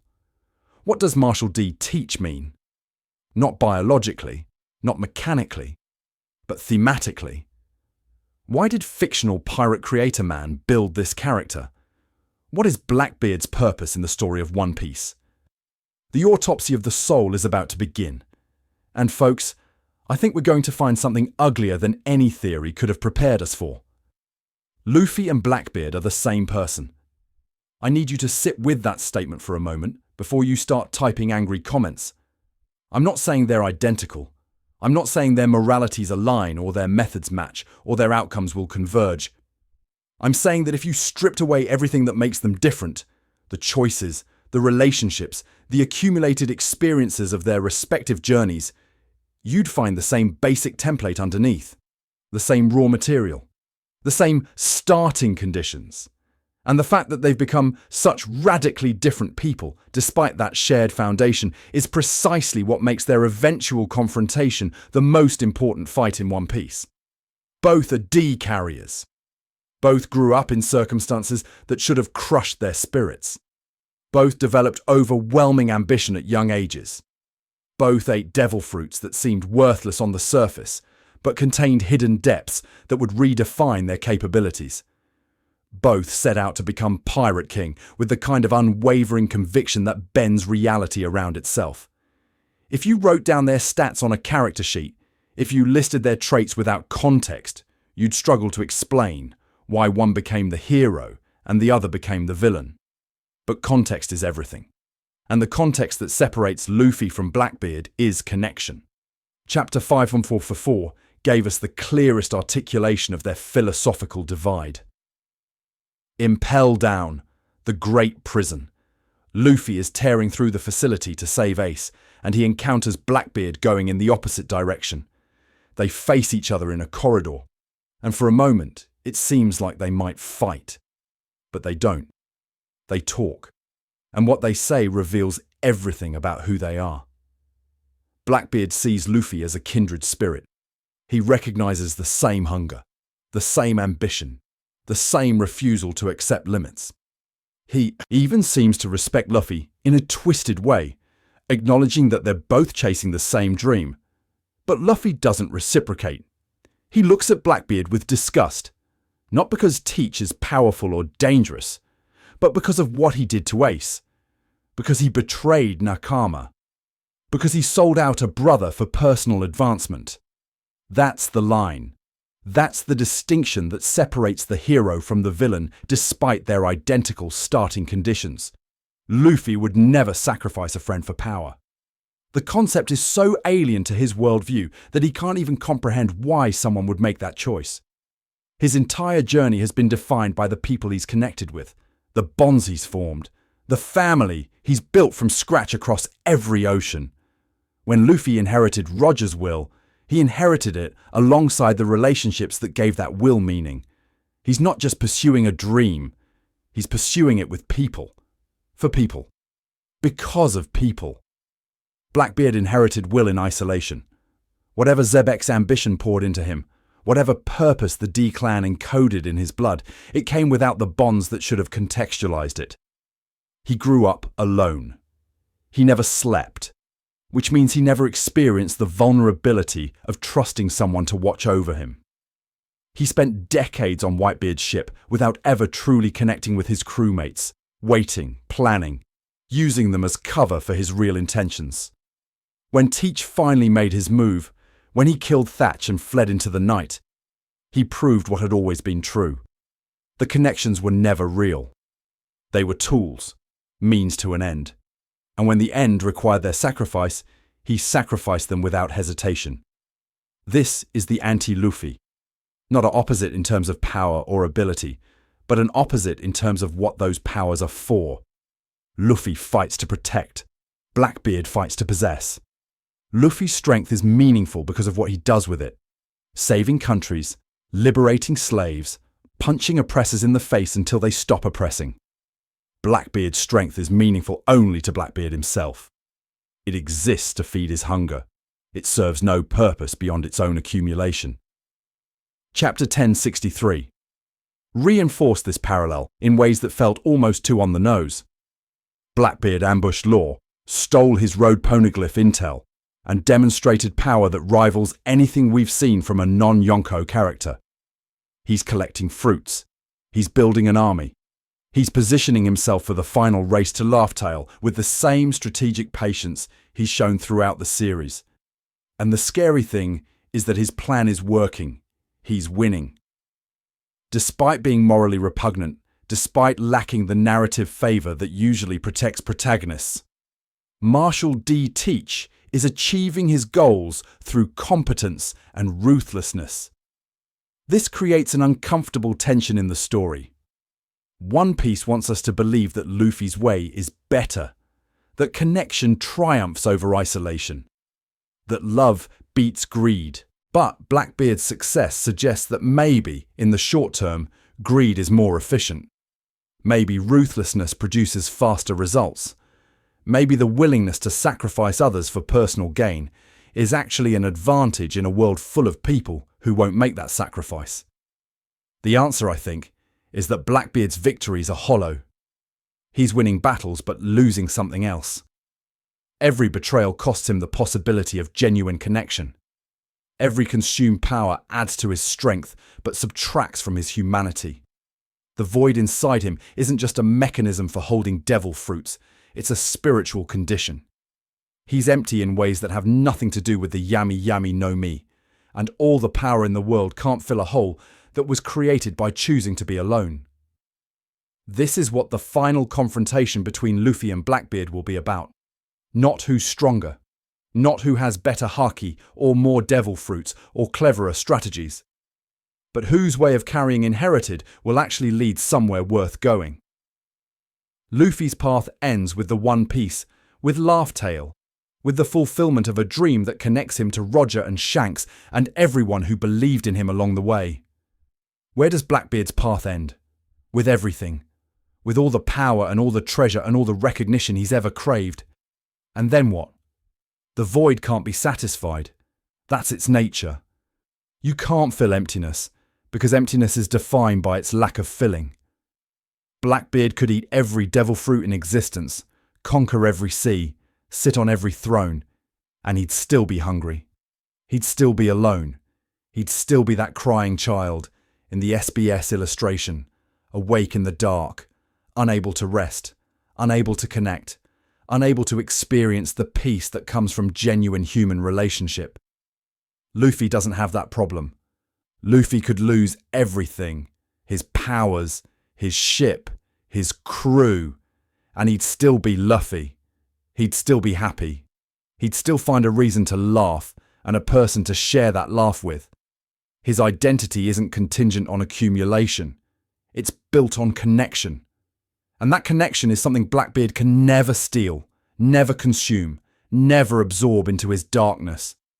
The anti-Luffy isn't a mirror image, he's a cautionary tale. He's what happens when you inherit will without inheriting love. When you pursue dreams without building relationships. When you treat the world as something to consume rather than something to share.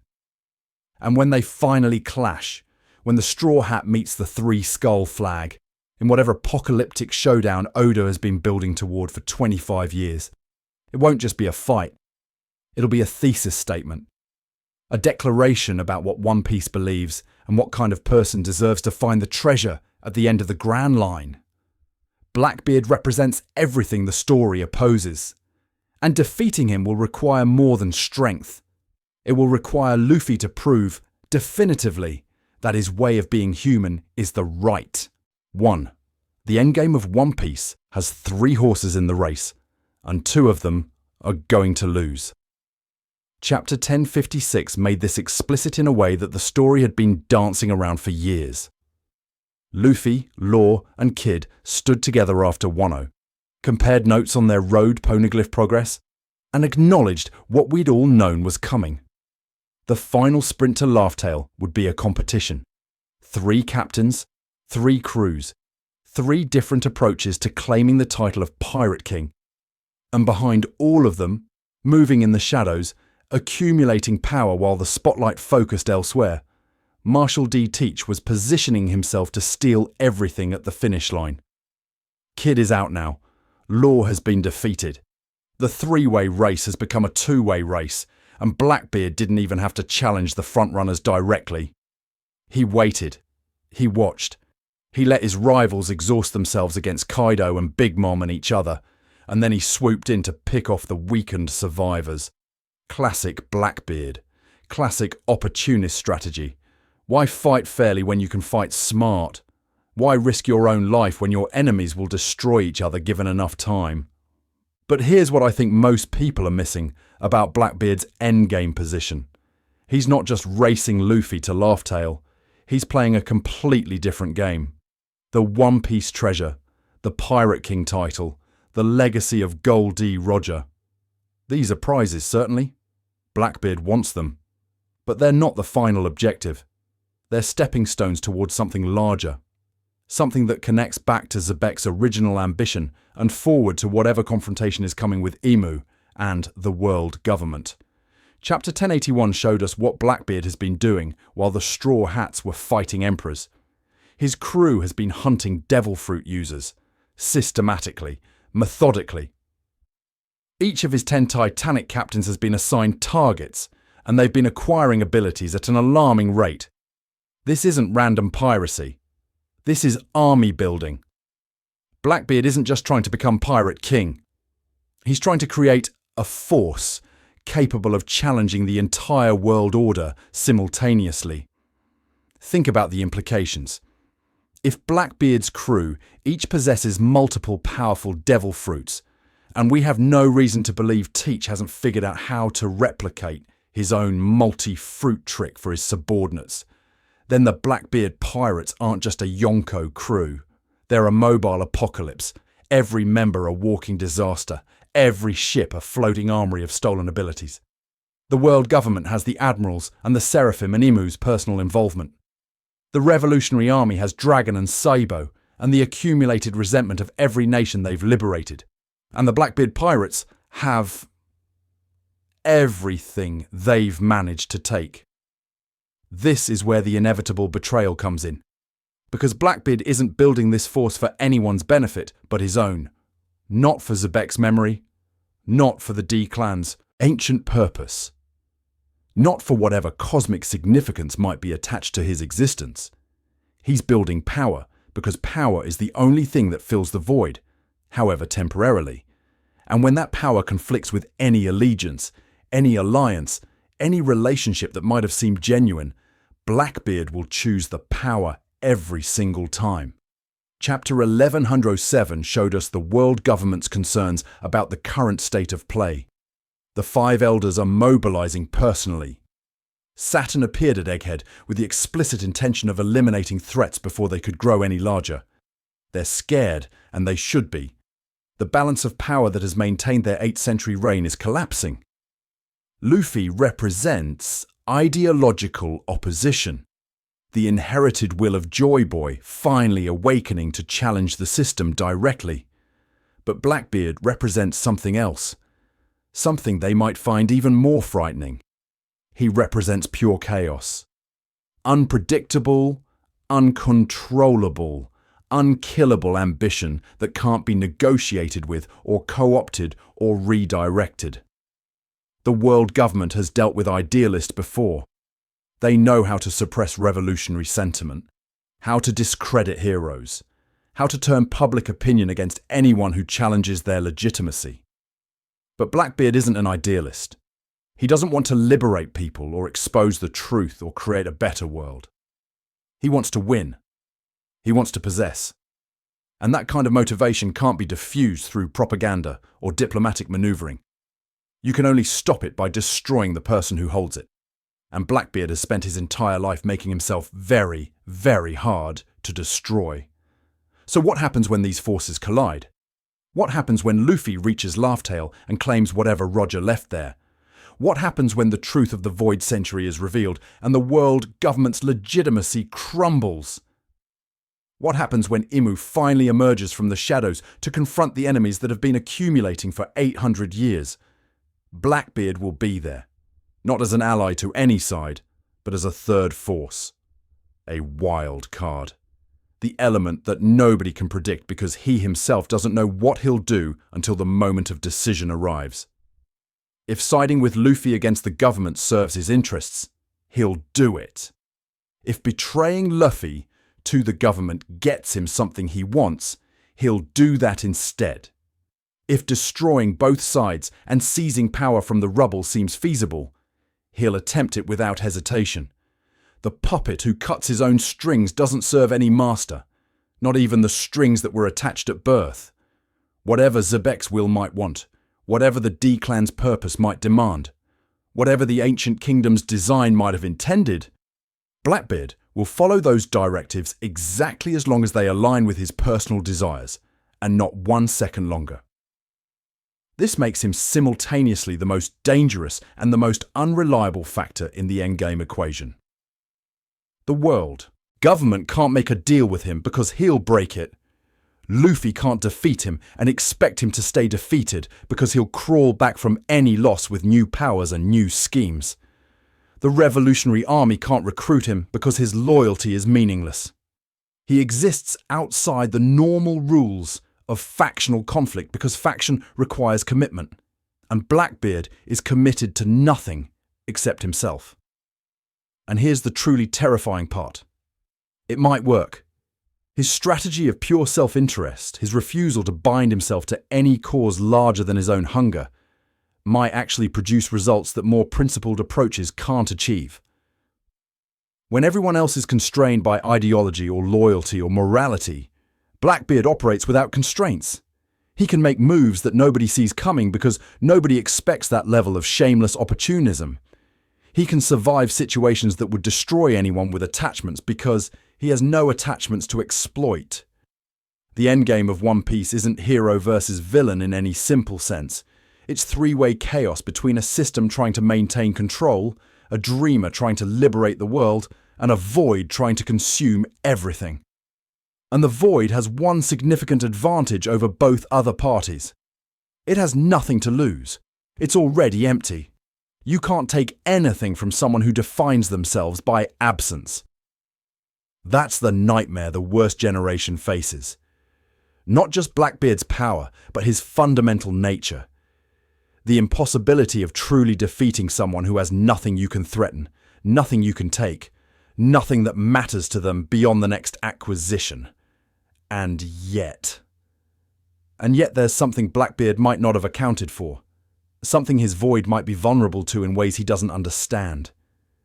Bodies change. We've seen it throughout One Piece. Luffy's form has evolved with each gear. The elders transform into monstrous shapes. Awakening reshapes users into something new. And Blackbeard, who has consumed more unnatural power than perhaps anyone in history, has been changing too. The question is, into what? I want you to look at Blackbeard. Really look at him. Pull up images from his first appearance in Jaya, then compare them to Marineford, then to Dressrosa, then to his most recent appearances in the manga. Tell me what you see. Because I've been staring at these panels for longer than I care to admit, and something is very, very wrong with Marshall D. Teacher's body in ways that go beyond artistic evolution or Oda refining his character design over time. In Jaya, Blackbeard is large. He's always been large, but he's recognizably human. His proportions are exaggerated in the way One Piece proportions always are, but there's a solidity to him, a groundedness. He looks like an oversized man who enjoys his food and doesn't believe in exercise. His smile is unsettling, certainly. Those missing teeth, that constant grin.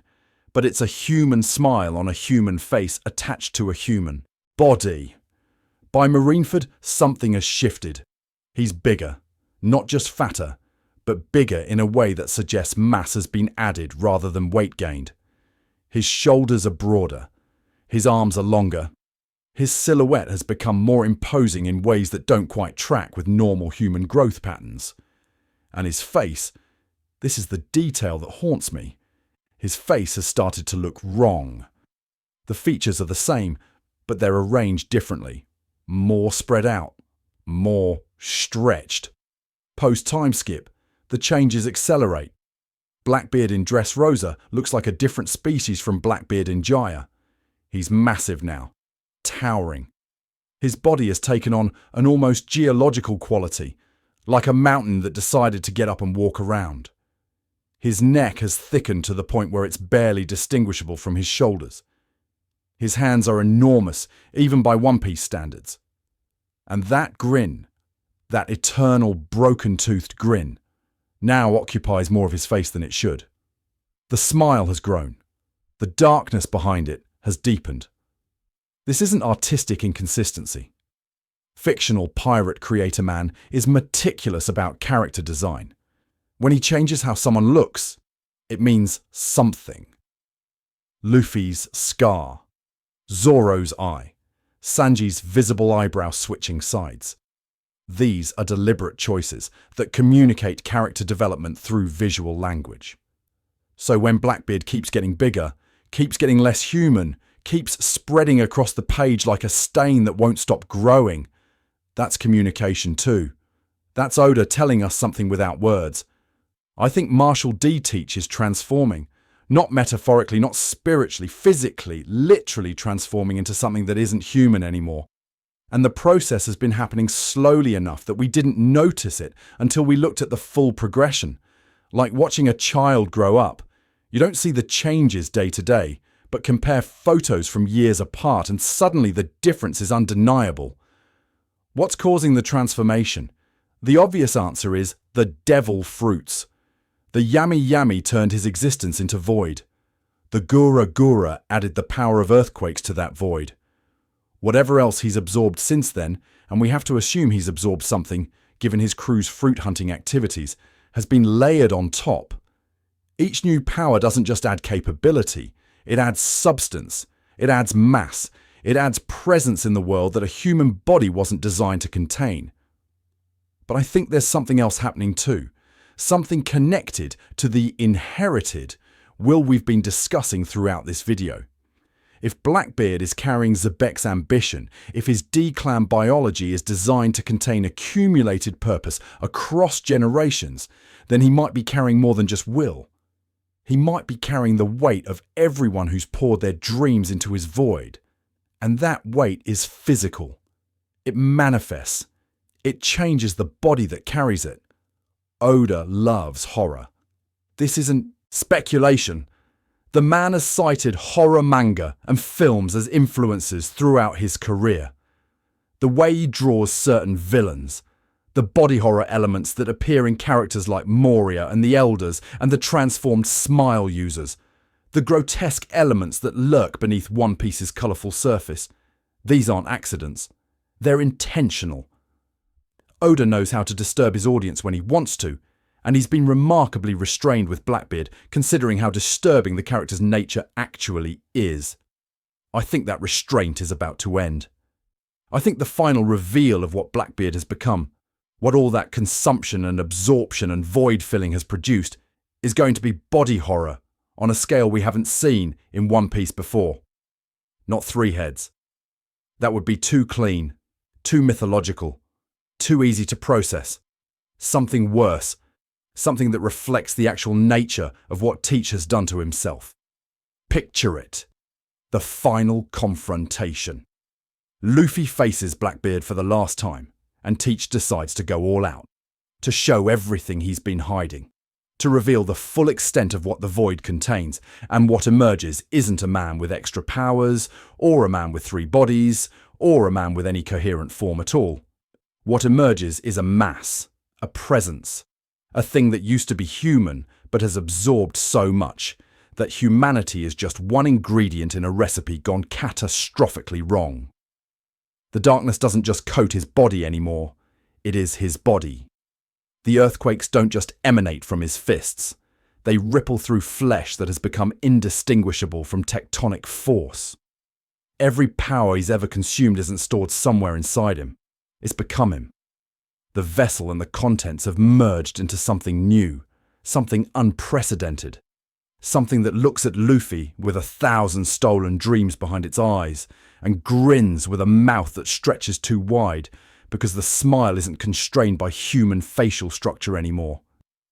This is the body horror we're not ready for. Not extra heads or absorbed twins or any of the theories that try to make Blackbeard's abnormality into something comprehensible. the truth is worse than comprehensible. The truth is that Marshall D. Teach ate the void, and then the void ate him back. And what remains is a collaboration between man and nothingness that neither party fully controls. And yet, and this is crucial, he's still in there. Blackbeard isn't possessed or controlled or puppeted by his powers. He's chosen this. Every step of the transformation has been voluntary. Every fruit consumed was his decision. Every person whose power he absorbed was his victim by his choice. The horror isn't that something terrible happened to Teach. The horror is that Teach did something terrible to himself, consciously, willingly, because he wanted to win more than he wanted to stay human. That's the villain Luffy has to defeat, not a monster, not a victim of circumstance. A person who became a monster on purpose because being a monster seemed like the most effective path to getting everything he wanted. The body horror isn't just visual, it's moral. It's the physical manifestation of choices so selfish, so hungry, so void of connection that they literally transform their maker into something incompatible with humanity. The dawn of the worst generation's worst nightmare isn't a power level. It isn't a bounty number or a devil fruit count or any metric that can be quantified. It's standing across from someone who threw away everything that makes life worth living and realizing that person is winning anyway. That their method is working. That maybe, in some horrible way, they were right to make the choices they made. Luffy will have to prove them wrong. Not just by being stronger, but by being better. By showing that humanity is worth keeping even when throwing it away would be more efficient. That's the final war. That's the thesis. And we're almost at the end. The final war isn't going to be about power levels. I know that's a controversial statement in a fandom that spends significant mental energy debating whether Admiral A could beat Yonko B in a neutral location with no outside interference and both parties at full health. We love power scaling. We love measuring strength against strength and declaring winners based on demonstrated feats and implied capabilities. It's how we engage with the combat mechanics of the series, and there's nothing wrong with that.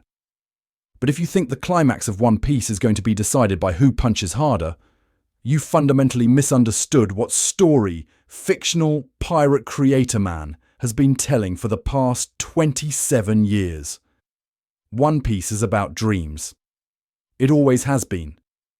From chapter 1, when a child named Luffy declared he would become Pirate King, to the latest chapter, where the consequences of that declaration continue to reshape the world, the through line has never wavered. This is a story about what happens when people commit entirely to their ambitions, when they bet everything on a vision of the future that others call impossible, when they refuse to let reality's limitations constrain their expectations of what they can achieve. And because dreams are the core of the narrative, the final conflict has to be about dreams too. Not just whose dream wins, but what dreaming means. How dreams should be pursued, what they cost, and what they're worth. The battle between Luffy and Blackbeard won't be determined by who has more advanced haki or who's absorbed more devil fruit abilities. It will be determined by who's right about the proper relationship between a dreamer and their dream. Luffy believes dreams are communal. His ambition to become Pirate King isn't something he pursues alone. It's woven into the dreams of everyone he's met. Zoro's goal to become the greatest swordsman. Nami's goal to map the world. Each Straw Hat's individual ambition connects to Luffy's central dream, creating a tapestry of interlocking purposes that supports and strengthens every thread. When Luffy wins, everyone wins. When he advances toward his goal, he carries his crew's goals forward too. His dream isn't selfish because it isn't isolated. It exists in relationship. Blackbeard believes dreams are zero-sum. His ambition to become Pirate King requires taking from others. He stole the Yami Yami from Thatch. He stole the Gura Gura from Whitebeard. He's stealing devil fruits across the world right now, building his power by diminishing everyone else's. When Blackbeard wins, everyone else loses. When he advances toward his goal, he leaves wreckage behind. His dream is fundamentally selfish because it requires consuming the dreams of others to fuel itself. These aren't just different strategies, they're different cosmologies, different answers to the question of what human existence is for. Luffy's approach says, we're all in this together, that my success and your success can be the same success, that the point of dreaming is to create something beautiful with the people you love. Blackbeard's approach says, we're all in competition, that your success is my failure unless I take it for myself, that the point of dreaming is to accumulate everything until there's nothing left for anyone else. The final war will decide which cosmology is true. At least within the fiction of One Piece, within the moral universe Oda has constructed, the outcome of Luffy versus Blackbeard will answer the question definitively. And because this is One Piece, because this is ultimately an optimistic story about good triumphing and dreams coming true, we know Luffy will win. The communal approach will be validated. The zero-sum worldview will be defeated. That's the shape of the narrative, and it would be shocking at this point if Oda subverted it. But knowing the destination doesn't diminish the journey. We watch sports even when we can predict the likely winner, because the execution matters. The specifics matter. How Luffy defeats Blackbeard, not just that he does, will communicate the thesis of One Piece more clearly than any amount of exposition or dialogue. The method will be the message. And I think the method will involve something Blackbeard can't do. Something his void-based existence makes structurally impossible. I think Luffy will win by giving rather than taking. Consider what we've established about Blackbeard's power. He absorbs, he consumes, he pulls things into his darkness and adds them to himself. His entire existence is oriented around acquisition. More fruits, more power, more territory, more everything. The void demands filling, and Teach has spent his life trying to fill it. Luffy operates in the opposite direction. He gives, he shares. He takes his own joy and spreads it to everyone around him. His devil fruit, when awakened, doesn't absorb anything. It transforms the environment. It makes things rubbery. It exports Luffy's nature onto the world, rather than importing the world's nature into himself. Gear 5 isn't about gaining power. It's about changing the rules of engagement so that Luffy's particular brand of joyful chaos becomes the dominant paradigm. What happens when unlimited giving meets unlimited taking? What happens when someone who exports joy confronts someone who imports everything? I think the void can't handle it. I think Blackbeard's darkness, designed to absorb and consume, will choke on something that can't be consumed.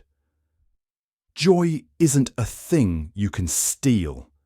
Freedom isn't a power you can absorb. The qualities that make Luffy who he is aren't stored in his body waiting to be extracted. They're generated constantly, flowing outward, creating more of themselves through connection with others. Blackbeard could kill Luffy and absorb the Nika fruit. In theory. If he could land the blow, if he could catch the rubber man, if he could do what he did to Whitebeard and pull the power directly from the corpse. But would it work? Would the warrior of liberation, the manifestation of freedom itself, consent to being contained in a void defined by imprisonment? Would the drumbeat of joy continue playing in a chest that has never known genuine happiness? I don't think it would. I think the Nika fruit, or whatever aspect of Luffy's power most essentially represents him, is incompatible with Blackbeard's method of acquisition. You can't steal freedom. You can't absorb joy. These aren't possessions. They're states of being that only exist when freely chosen. The moment they become compelled or consumed, they stop being what they were. This is why Blackbeard represents what the story opposes, not because he's evil. Plenty of One Piece villains are evil without being thematically significant, but because his method of pursuing dreams is antithetical to dreaming itself. He's trying to acquire something that can only be shared. He's trying to possess something that can only exist in relationship. He's trying to fill a void that was created by his refusal to connect, using a strategy that requires him to remain disconnected. The more he takes, the emptier he becomes. That's the tragedy we identified in Saga 2, and the final war will be where that tragedy reaches its conclusion. Not through punishment or cosmic justice, but through the simple reality that Blackbeard's way doesn't work. It can't work. It was never going to work. And Luffy, by demonstrating what does work, by sharing his dream, by connecting with others, by giving rather than taking, will expose the hollowness at the heart of everything Marshall D. Teach has built. The body horror, the accumulated power, the carefully constructed empire of stolen dreams, all of it will crumble because it was built on a foundation of nothing, on void, on a man who wanted everything and understood nothing about what made any of it worth having. That's why this matters for the final war. Not the power scaling, not the haki clashes, the philosophical stakes underneath all the action. Blackbeard's defeat won't just save the world from a dangerous pirate. It will prove, within the story's moral framework, that connection is better than consumption. That love is stronger than greed. That the proper way to carry inherited will is to share it rather than hoard it. One more section. One more stretch of words. And then we can finally answer the question we started with. What is Marshall D. Teach really? Not three souls. Not biological anomaly. Something simpler. Something sadder. Something that has been staring us in the face since Jaya. We started this conversation with me sitting you down and telling you that something you believed was wrong. 2 hours ago, or however long it's been since you started this video and began questioning your life choices, I promised you a difficult truth. The Cerberus Theory is fan fiction. The Chimera Theory is cope. The three souls interpretation that has dominated Blackbeard discourse for over a decade was always asking the wrong question about the wrong subject for the wrong reasons. And now, 25,000 words later, we've arrived at the answer. Not the answer the fandom wanted. Not the answer that would make Blackbeard's abilities into a neat biological trick that Luffy can exploit for an earned victory. The real answer. The one that's been hiding in plain sight since chapter 225, when a broken-toothed pirate stood in a dying town and declared that dreams never die. Marshall D. Teach is not three souls in one body. He's one soul that wanted too much. That's it. That's the entire mystery. A man born into circumstances that should have produced a hero. D-carrier, inheritor of will, vessel designed by the ancient kingdom to carry purpose across generations, who looked at everything he'd been given and decided it wasn't enough.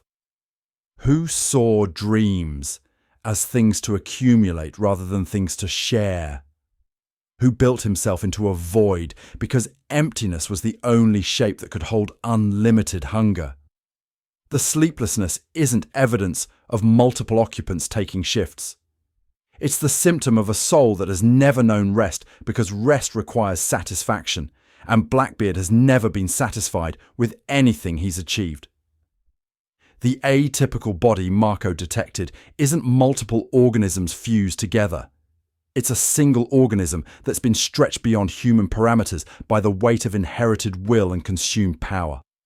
The three skulls on his flag aren't a spoiler about his biology. They're a warning about his ambition. 3 dreams, 3 paths to dominance, 3 hungers that each would have been enough to define an entire life, all crammed into one existence that refuses to choose between them. He wanted to be Pirate King. He wanted to destroy the world order. He wanted to prove that he mattered. And rather than pursuing any one of these dreams with the focused intensity that defines every other major character in One Piece, he decided to pursue all of them simultaneously. The void wasn't created by absorbed twins or mythological curses. It was created by greed so profound that it hollowed out the man who felt it. Blackbeard is empty because he's trying to contain everything, and everything, by definition, requires infinite space. This is the tragedy we've been circling for the entire video. Not that Blackbeard is a monster, but that he made himself into one. Not that he was born broken, but that he broke himself through choices he continues to make.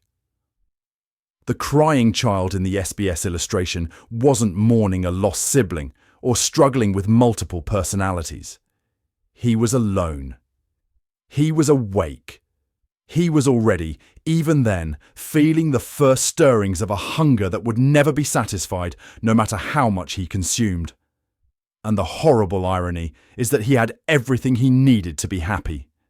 He was a D-carrier on Whitebeard's ship, surrounded by Nakama, part of a family that would have accepted him completely if he'd let them. He had inherited will, the same gift that drives Luffy forward with joy and purpose. He had the capacity for connection, for love, for all the things that make dreaming meaningful rather than just ambitious. But he looked at what he had and saw only what he didn't have. He looked at the people around him and saw only resources to be exploited. He looked at his dreams and decided that having them wasn't enough. He needed to have everyone else's too. The Three Souls theory was the fandom trying to make sense of someone who doesn't make sense. We wanted Blackbeard to be explicable. We wanted his abilities to have a mechanism we could understand and a weakness we could exploit. So we invented extra souls to explain the extra fruits. We invented biological quirks to justify the unjustifiable. We built elaborate frameworks of speculation because the alternative, accepting that Marshall D. Teach is simply a man who wanted too much and found a way to get it, felt insufficient. Too simple, too human. But that simplicity is exactly the point. Blackbeard isn't a cosmic anomaly, or a genetic freak, or a vessel for ancient evils. He's a warning. He's what happens when inherited will is corrupted by selfishness. He's the shadow that Luffy could have become if he'd pursued his dream alone, without Nakama, without love, without the connections that give dreaming meaning beyond mere achievement. The final war won't be won by exposing a biological trick. It will be won by proving that Blackbeard's way of being human is wrong. That you can't fill a void by consuming everything around you. That dreams shared are worth more than dreams hoarded. That the point of inherited will isn't to accumulate power, but to pass something beautiful forward to the people who come after you. Luffy will defeat Blackbeard not by being stronger, but by being fuller. By demonstrating that a life built on connection contains more joy in a single moment than a life built on consumption could contain in eternity.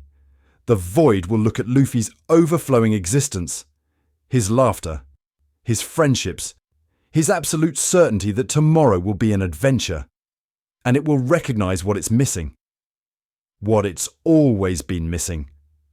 What Marshall D. Teach threw away when he decided that having everything was more important than sharing anything. And maybe, in that final moment, the man inside the void will remember what it felt like to have a dream without needing to consume someone else's. Maybe he'll remember being young and wanting and not yet empty. Maybe he'll understand, too late, that the hunger was never going to stop because he was feeding it wrong. That you can't satisfy a need for connection by taking. That you can't fill loneliness with power. Or maybe not.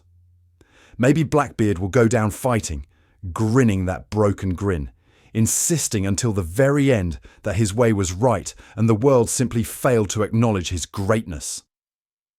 That would be in character too. The void doesn't learn. The void doesn't grow. The void only consumes until there's nothing left, including itself. Either way, the Three Souls theory was always missing the point. The question was never how many entities inhabit Marshall D. Teach's body. The question was always why one man's soul wasn't enough for him, why he needed more, why he kept needing more even after he had more than anyone else in the world.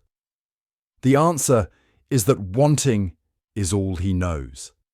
The answer is that he's been awake, alone with his hunger, for every second of his existence.